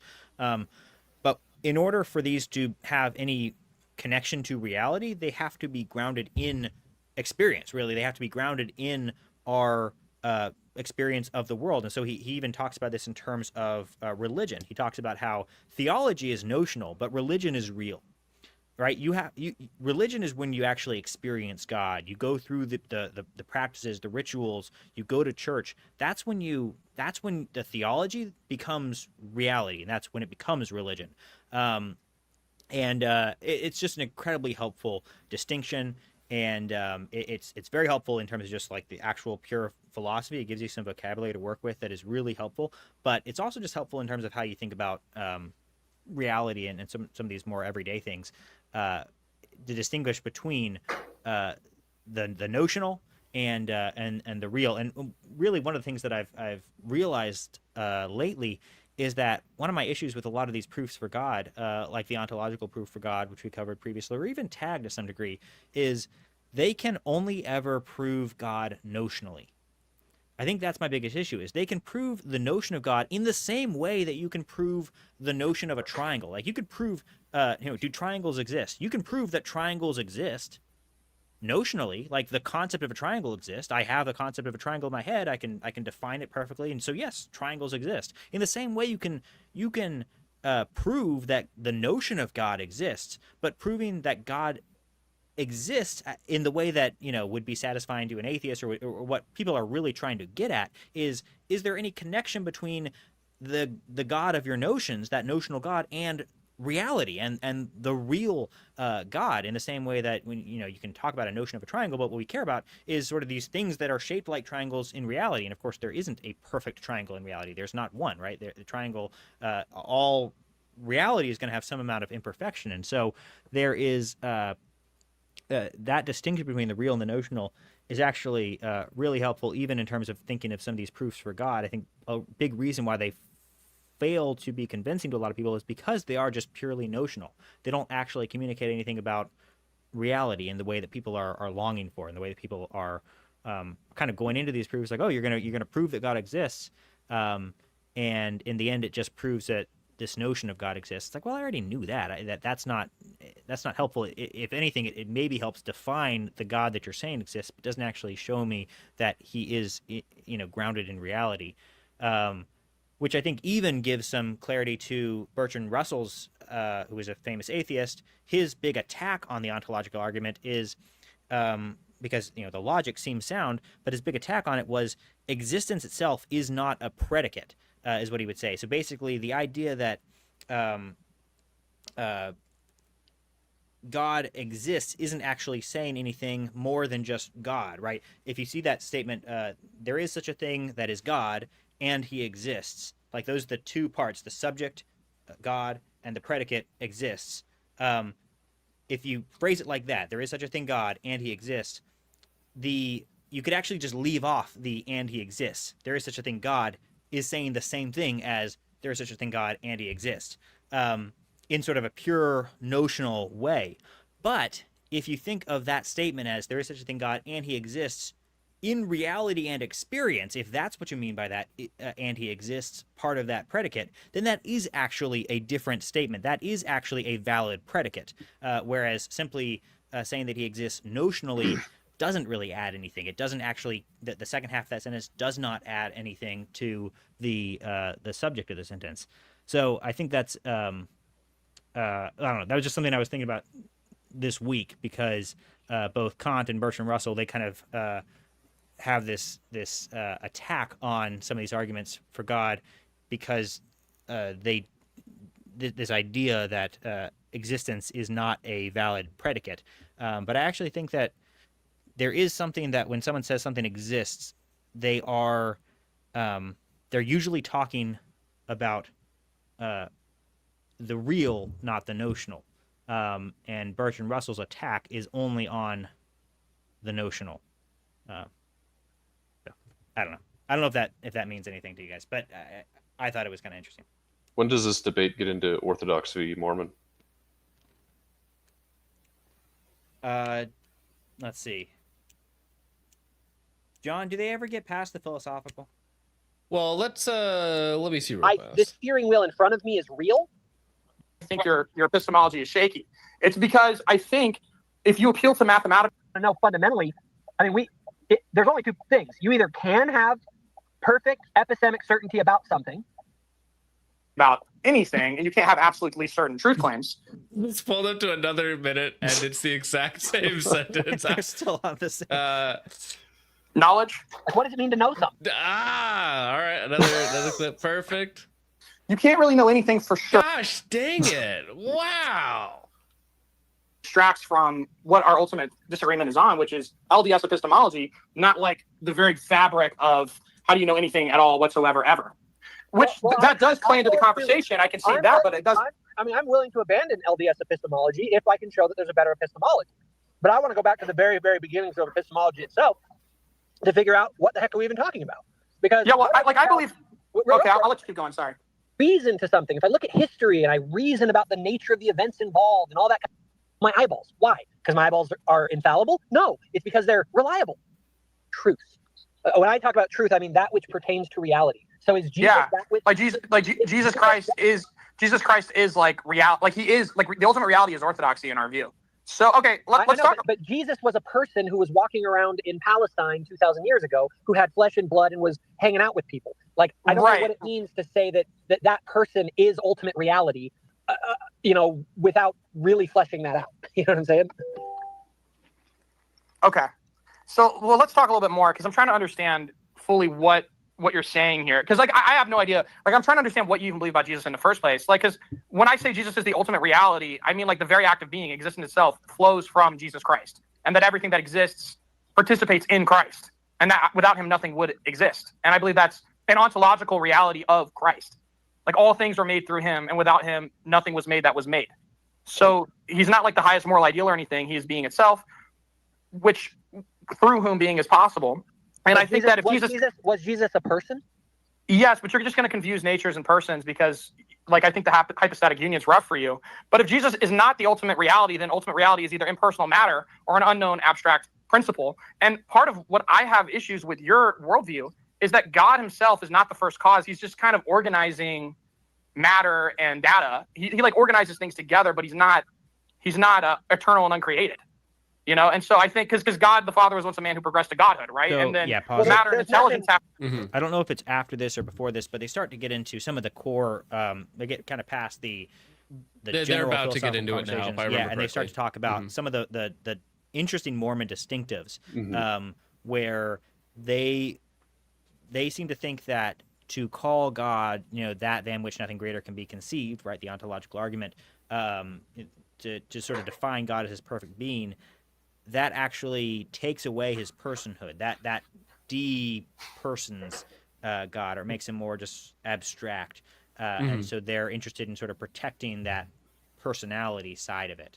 And then they also get into, because they aren't defining God as sort of this perfect being in a ontological sense, then they actually have issues where they have to basically posit an eternal realm that exists with God, that isn't God, that's distinct from God, but is the realm in which God exists. And whereas, your Catholics and your Orthodox would say, no, wait a second, if you start to create, if you call anything eternal in that way, you are actually creating a separate God.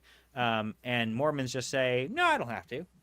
God. Nah, bro, it's Yeah, fine. right, pretty much. So you have the burden of explaining how he became, like he ascended to godship, essentially. Well, from the burden, within from the Mormon Mormon theology, perspective. all matter is eternal, right? Right, exactly. Uncreated. Right, so they don't believe in Which- creation ex nihilo.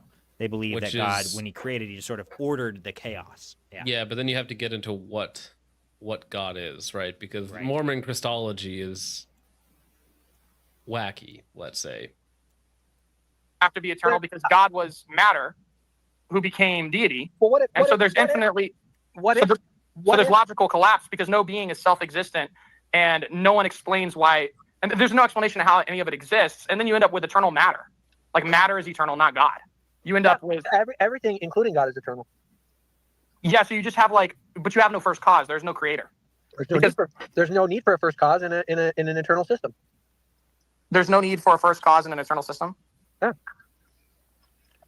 He's right about this. This is where Gotta think about- he's absolutely correct. You can, and Jacob even says this at one point, you can either assume an infinite regress, or you can assume a first cause, but you don't have to assume one or the other. This is where I think Aquinas was wrong, and this is where Aristotle was wrong. The whole idea of a first mover is not necessary.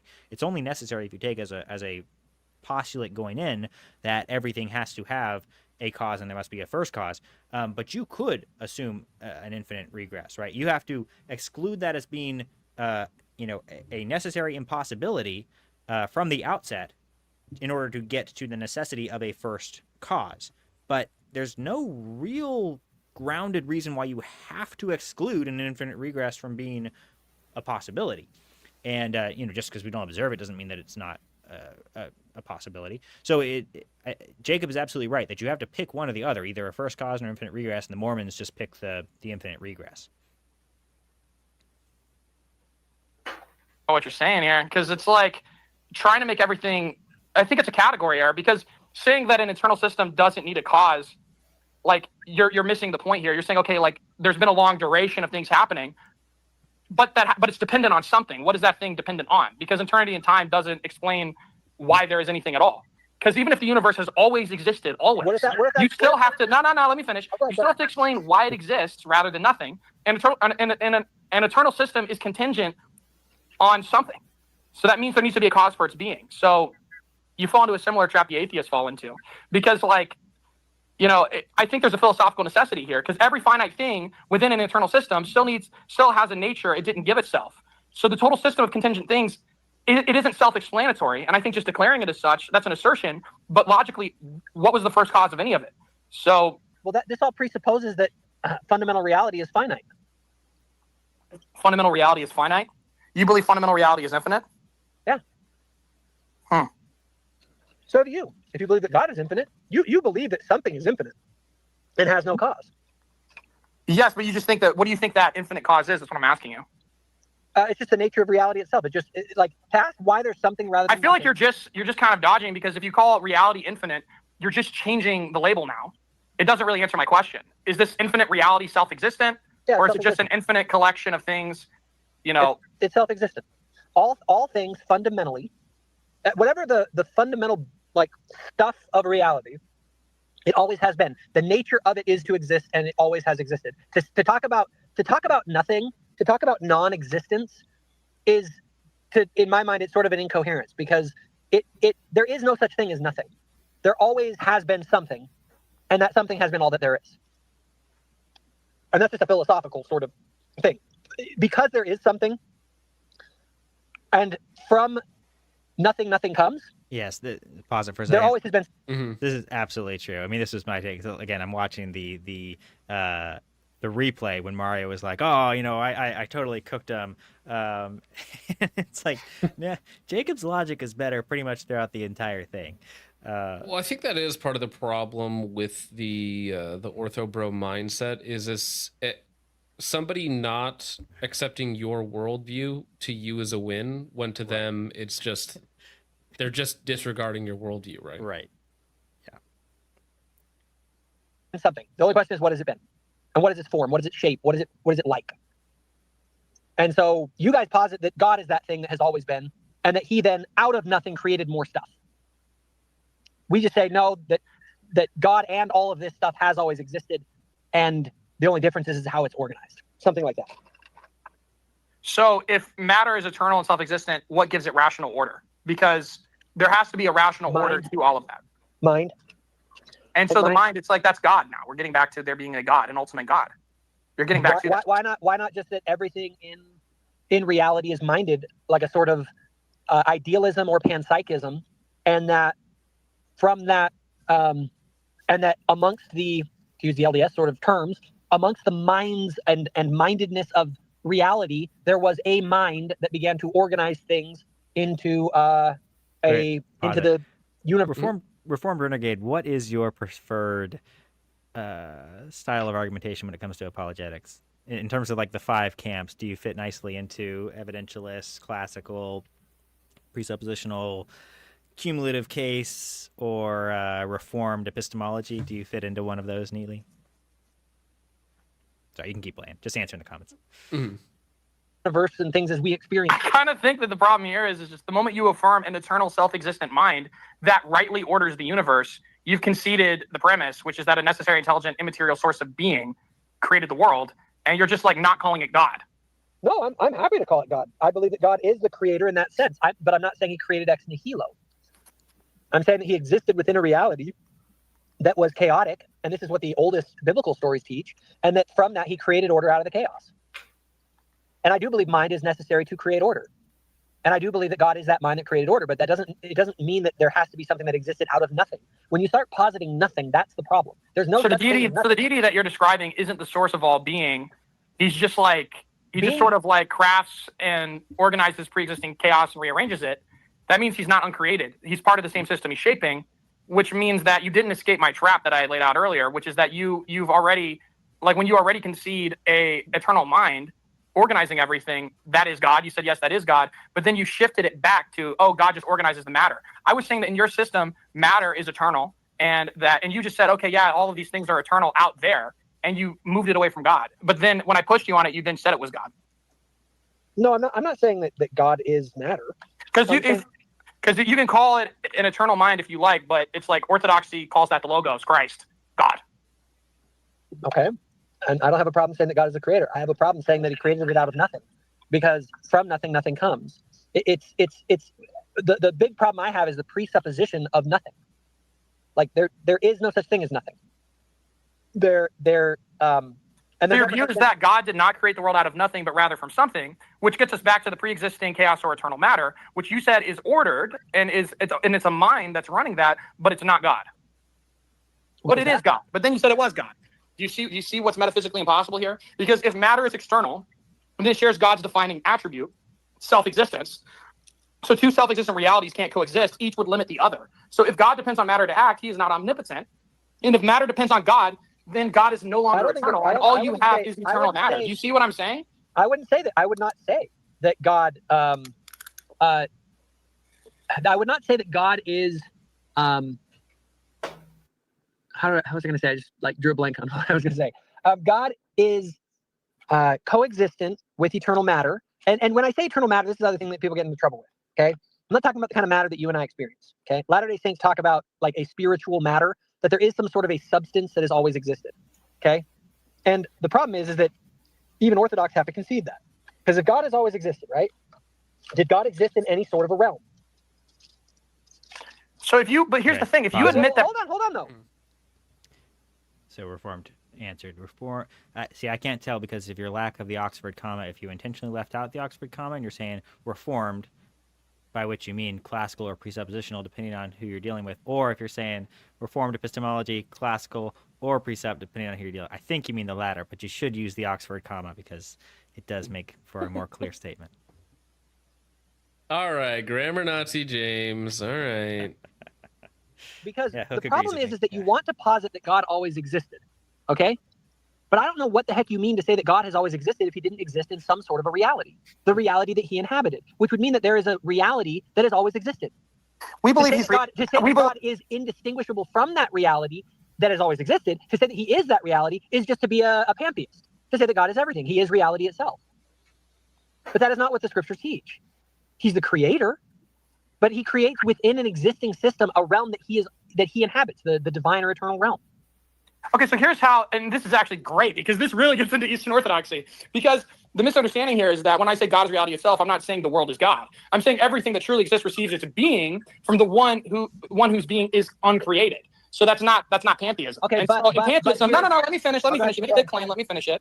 In pantheism, God and the world share one essence. In Orthodoxy, there is a gulf between the uncreated essence of God and the created essence of everything else. So we participate in God through his energies. That's the This is part of the whole worldview thinking, where it's like, because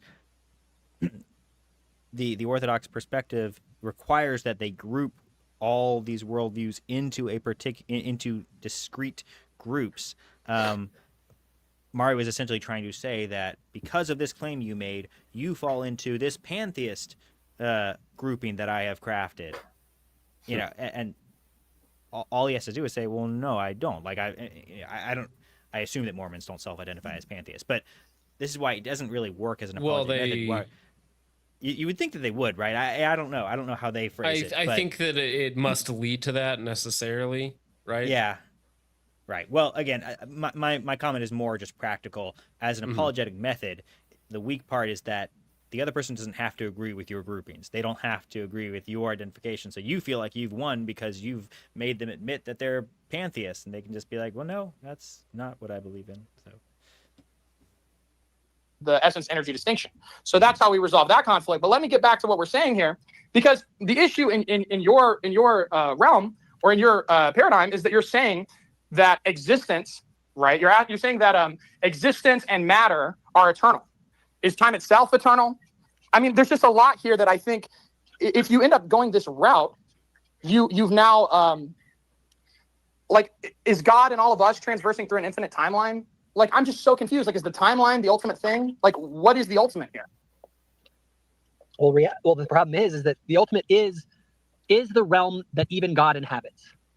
Okay. So the ultimate isn't matter. The ultimate isn't any of those things. The ultimate is the realm that God inhabits. When we talk about, one of the challenges with talking about matter is that we conflate the term, and we think that what we mean by matter in LDS thought is like actual like atoms and stuff like that. That those are not emergent from something more fundamental. Here's the thing. Real quick. Just LDS believe that the physical matter that we live in emerges from a more fundamental, what we would call spirit matter, a more fundamental substance. Something akin to what an idealist would say when they say that actually mind is fundamental. Oh, okay, well, let's call mind, let's call that spirit matter, right? You do this in the same term. The problem is that fundamentally God, if he has always existed, if he has an eternal existence, then he inhabits a realm that has always existed. And so there is no creation out of nothing unless God exists in some realm that has no properties to it. Would you concede just being a dualist? Because it seems like if there is a realm that God inhabits, then that realm is more fundamental than God, because God depends on that realm to exist or to act, which means the realm, not God, is ultimate. Yes, it seems to me that you are a dualist, not monotheism at all. I would say, monist and dualist doesn't have to do with monotheism. Because the moment you put God inside something, you've turned him into a creature within a larger reality. You know what I'm saying? Well, that's the problem. So what is this realm exactly? Because if it exists independently, it shares God's supposed internality. It's two self-existent realities again. That's dualism, dude. I'll be quite clear. I do believe that there is a reality that is even more fundamental than God. Because if God was fundamental reality itself, then he's not a person. He is like a reality. Right. So I think that this is where it kind of exposes Mormon philosophy and Christology, is that there is a reality more real than Christ, or like there's a layer underneath God or before God, right, that supersedes God. There's a realm in which God inhabits, not a realm in which God is created as the only eternal being, right? And so, I mean, which leads into the rest of Mormon philosophy, right? Yeah. Where are there multiple gods? Well, of course there are. So who's the first God? And you do. You have to accept a infinite regress in that model, right? And there's other doctrines that... See, that's the thing, is I don't even really want to get into these epistemological debates with Mormons. Just ask them questions. You know, it's like, so what is this, the great intelligence that you pull spirit babies out of after having spirit sex with your many wives? It's not only wacky, it's kind of dangerous, honestly, in my opinion. Like, well, of course it is, right? And it's I think it's it's good to point out these distinctions because it kind of like it's like a bad building block, right? Mm-hmm. And so at the foundation you have like, oh well, God just inhabits a realm that supersedes him or came before him that he did not create, right? Well, then it's like, well, if that's true, then what created that realm? Yep. Right. And so now we've taken Christ away from the logos through which everything was created, right? To just another thing in which things were created, but something created things before that, right? Yeah. So I mean, yeah, you might as well be like some sort of Greek Zeus. pantheon enjoyer at that point. Yeah, exactly. And that is not consistent with Jesus. I get that that a lot of the Greek philosophical sort of world, that's what they sort of arrived at to what God is.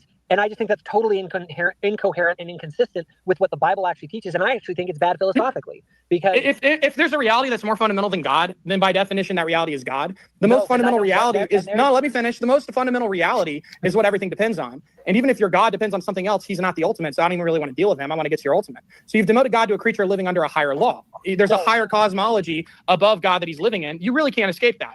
And a being that's not the ground of reality can't be divine. You understand that? So if God exists inside reality, then he's part of he's just part of the furniture of the house that is the universe. That's what he is. He's not the foundation in any meaningful sense. So he's no longer, like the scriptures say, the I am at all. But he's just like, I am also. I'm just another guy. And that's just like there's the metaphysical incoherence doesn't make sense because the word fundamental means self-existent, necessary, and uncaused, right? well, Which is how I would we say that we view God as self-existent, right? So the word God means exactly the same thing. You can't have a more fundamental than the fundamental because God is the fundamental. That's like saying there's something more necessary than necessity itself. The ideal just self-destructs the moment you define it. That's the problem. Well, I So- would say that, no, the problem is that you're defining God as that which there no greater can be conceived. This is perfect being theology, which is the exact problem. That is not who God is in the Bible. God is a being, the creator within an existent reality. There is no creation ex nihilo. That's an incoherent notion.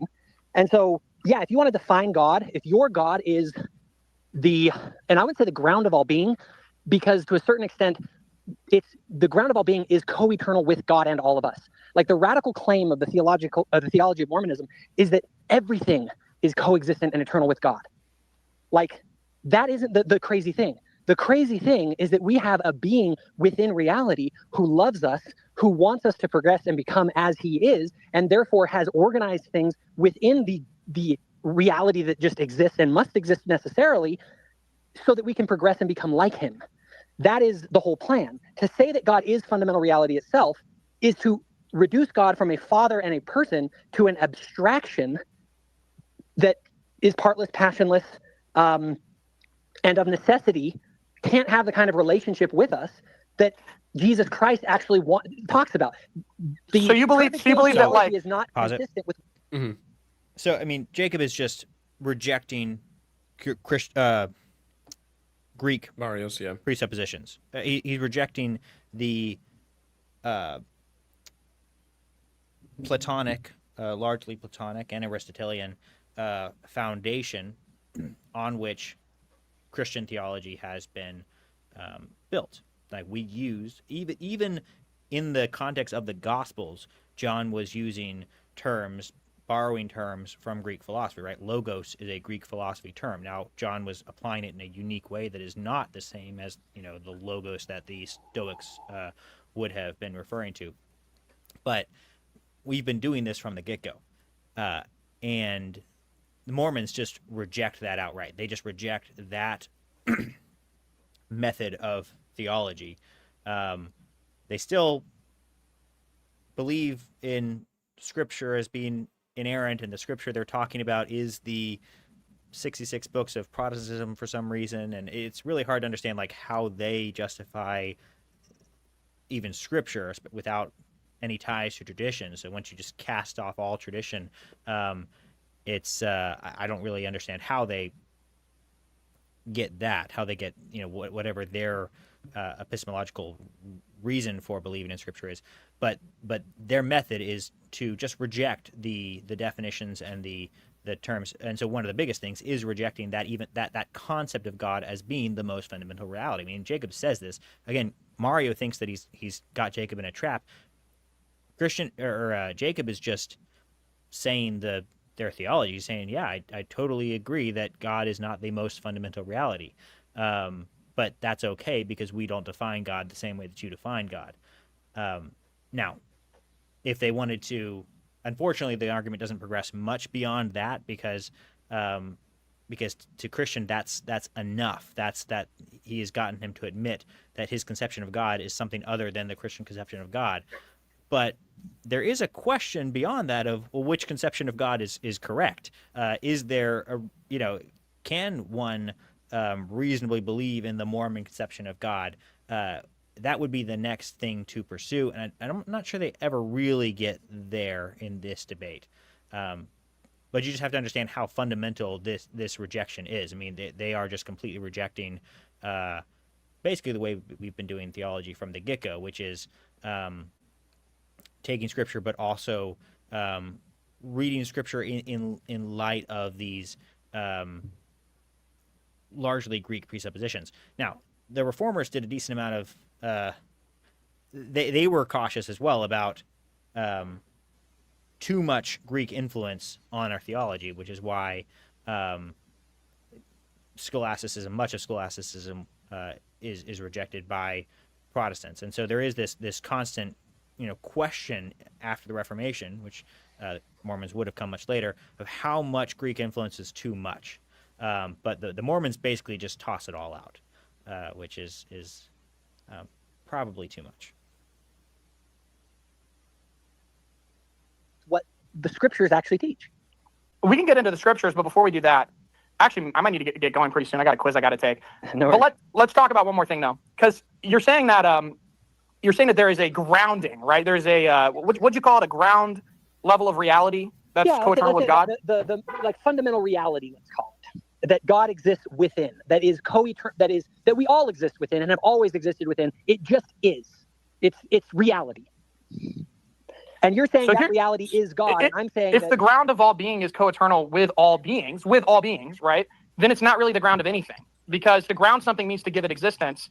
If everything is co-existent and co-eternal with God, then nothing is grounded. Therefore, everything is self-existent. Yes, so you've erased causality and turned creation into a meaningless word. It just doesn't even really mean anything. Is it meaningless because I didn't make the paint out of nothing if I paint the Mona Lisa? If everything is co-eternal and there's no distinction between necessary and contingent being, then every finite thing would somehow be necessary and infinite, which is just nonsense. You'd have like an infinite. You assert you'd have an infinite finitude or finiteness, an infinite finiteness, and a necessary contingency. It's a square circle. It does not make any sense, dude. So the God does not inhabit any reality. The God of orthodoxy does not inhabit any reality or is coexistent alongside it. He calls it into being from nothing. His being is not parallel to ours. Ours is derivative from his. So when we say he's the ground of being, we mean he alone is uncaused, and that existence shared.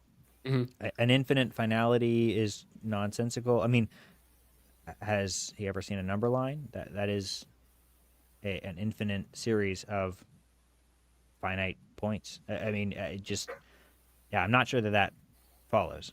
I think that Jacob's right, that you can posit one or the other. You can't, and then you have to basically go with one assertion or the other, but it is just an assertion.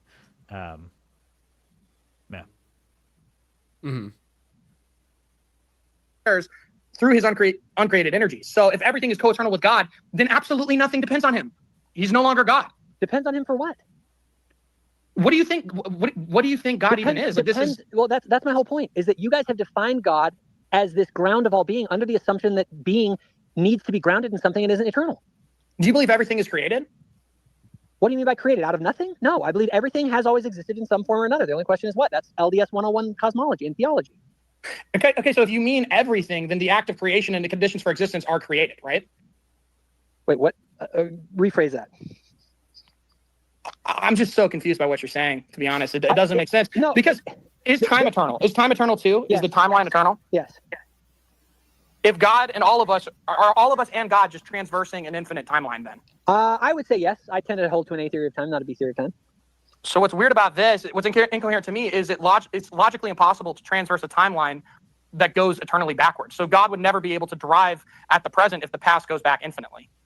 We'd never be able to arrive at the present. How does it even make sense? No, I don't think that follows at all. You can have an infinite timeline that it goes infinitely into the past. There's no reason, and I've never understood the arguments when people say that that's impossible. Do you believe so you believe there was no Argument start, from no Incompletely- Big Bang, no nothing, no? No, I Incompletely think that the reality that we inhabit, like the Big Bang, is something like that is an act of creation where our time-space continuum that we experience is emergent from something else. I think we can say that based on the science and I think good reasons. But I don't say that it didn't emerge from a more fundamental reality, which is what I would say is something like what we would describe as the eternal realm. And it is also possible in LDS theology, though I don't ascribe to this view for scriptural reasons, that there's an infinite regress of sort of families of gods or whatever it is, in sort of an infinite realms that are popping into or that are expanding ever outward in whatever the eternal realm is. Well, right, but that view actually is I guess that he doesn't prescribe to that, but that is a necessary entailment of his belief structure, right? I mean, quite literally within Mormon, this is where I wish the debate would go, because we get it that your epistemology is different. I get it. What about the scripture? Actually, it gets very, very obnoxious a lot of the time, and this is what a lot of the Ortho-Bro debates end up being, is this very annoying back and forth on epistemology rather than can we just talk about what you actually believe about things, right? Yeah. Well, that's what tag is. I mean, you'll hear Jay say this all the time, where someone will be like, why are we just getting back to epistemology with everything I say? It always comes back to epistemology, and he's like, well, that's the tag argument. That's how we do apologetics. And it's like, yeah, that is. How's it working for you? I mean, it's doing good online, I'm pretty sure. It is doing good online. I mean, that's good clicks. Yeah. Yeah, but I mean, I wish it would be okay, so you believe this. So our God had sons, Satan and Jesus. He started in a place called Kolob. He was a regular man that elevated through his Mormon religion, was elevated to godhood, and then came here. Had sex with Mary. Yeah. Jesus came along. Physical. Yeah, we were talking about Protestants denigrating Mary. How about God literally coming down and having intercourse with Mary in Mormon theology, right? That's where I was hoping this debate was going to go as well. Yeah, but yeah. I mean, I'd have more fun watching the Mormon cartoons again. Yeah. Yeah. All right, what do you think about that? God being inside of a infinite timeline. And just being part of that infinite timeline, not actually outside of it, right? Trapped within this reality. And that we're also all co-eternal with Christ, right? We just don't remember our past spirit lives. Don't worry about it. I think if you're willing to allow for infinite matter and for no creation out of nothing, if that's your stance, then I think that you could posit something like that. I mean, it's right, but that's so far. What I'm saying for us is that's so far outside of even the conception of God, usually, because to us it seemed, or at least to me, it seems so limiting. Exactly. And so, like you're taking God and reducing him, which to me is not possible. To say, oh no, God it almost is seems trapped. Blasphemous. Honestly, yeah, well, say God is trapped within the same timeline as we are. And God could not cause us to stop existing because we're all co-eternal together. It's that seems very, very limiting. And not only that, the fact that you can elevate yourself to the same level as God too, and their theology is a little wild. Yeah, I mean, it cheapens divinity. Exactly. Right. Yeah. Mm-hmm. If you say that through essentially following Mormon doctrines, you can achieve divinity yourself. Mm-hmm. Right. There's some sort of parody there. That's a that's a satanic argument right there, my friend. That's right. Yeah. I do think that in the end, yeah, you're right. It cheapens divinity, and we no longer have this God. You have removed the definition of God as being the ultimate transcendent being, the being that is above all other reality, that transcends any notion of reality that we have, may even transcend our rules of logic, that he is beholden to nothing. That, to me, is a much more satisfying conception of God, which is why I'm Christian and not Mormon. As I think it works better. I think I think it does explain things much better. And this would be sort of the interesting. Maybe if Mari was a little more skilled at tag, or maybe if maybe if Jacob was debating someone like Dyer, maybe they would start to get into more the ways in which this Mormon epistemology doesn't pan out, how it actually reduces to absurdity. But in order to actually do that, you have to do more than just say, "Oh, your epistemology isn't the same as my epistemology," which is where this debate never really gets past. Right. It's like, yep, you're right. Yeah. Anyways. Right. Anyways.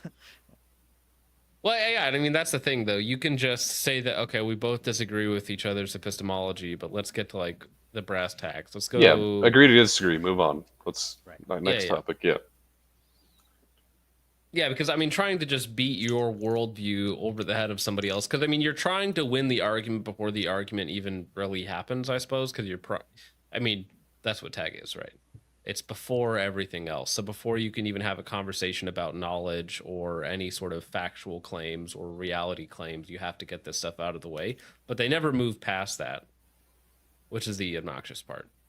Which is like Jay Dyer's debates. My favorite ones are when he's talking about like Catholic doctrine, right? Or something like that. Or like, let's talk about Vatican I, or let's talk about dispensationalists, or let's talk about something where we're not just going over the epistemology 100 times, you know. So no, I even enjoy his videos on like Vatican I and II myself. So yeah. Well, I mean, he probably agrees with you. He's like, you know, the current Vatican is going, you know, against what Oh, for sure. Yeah. Pope Pius X said, right? There's a lot of things I agree with him on, actually, yeah. but yeah. And he's a pretty well studied individual, so I mean, it gives me things to also look up myself and educate myself on, too. So it's definitely a sharp dude. I don't feel like we need to continue that video any further. No. James, you have anything else you want to go over tonight? We're at the 2-hour mark, good sir. No, I think that's a good time to end. How does this time work for people in the chat? We're considering moving to a Tuesday night time slot, which means we might not do it this Sunday. So if you have any thoughts on that, feel free to let us know in the comments or in the chat. But no, I think this is a good talk, and I appreciated the tie-in to the Sunday stream and even the tie-in to last Tuesday. So yeah, thanks for being here. You will never know. Quite literally not the point of confession. Yep. All right. Good night, guys.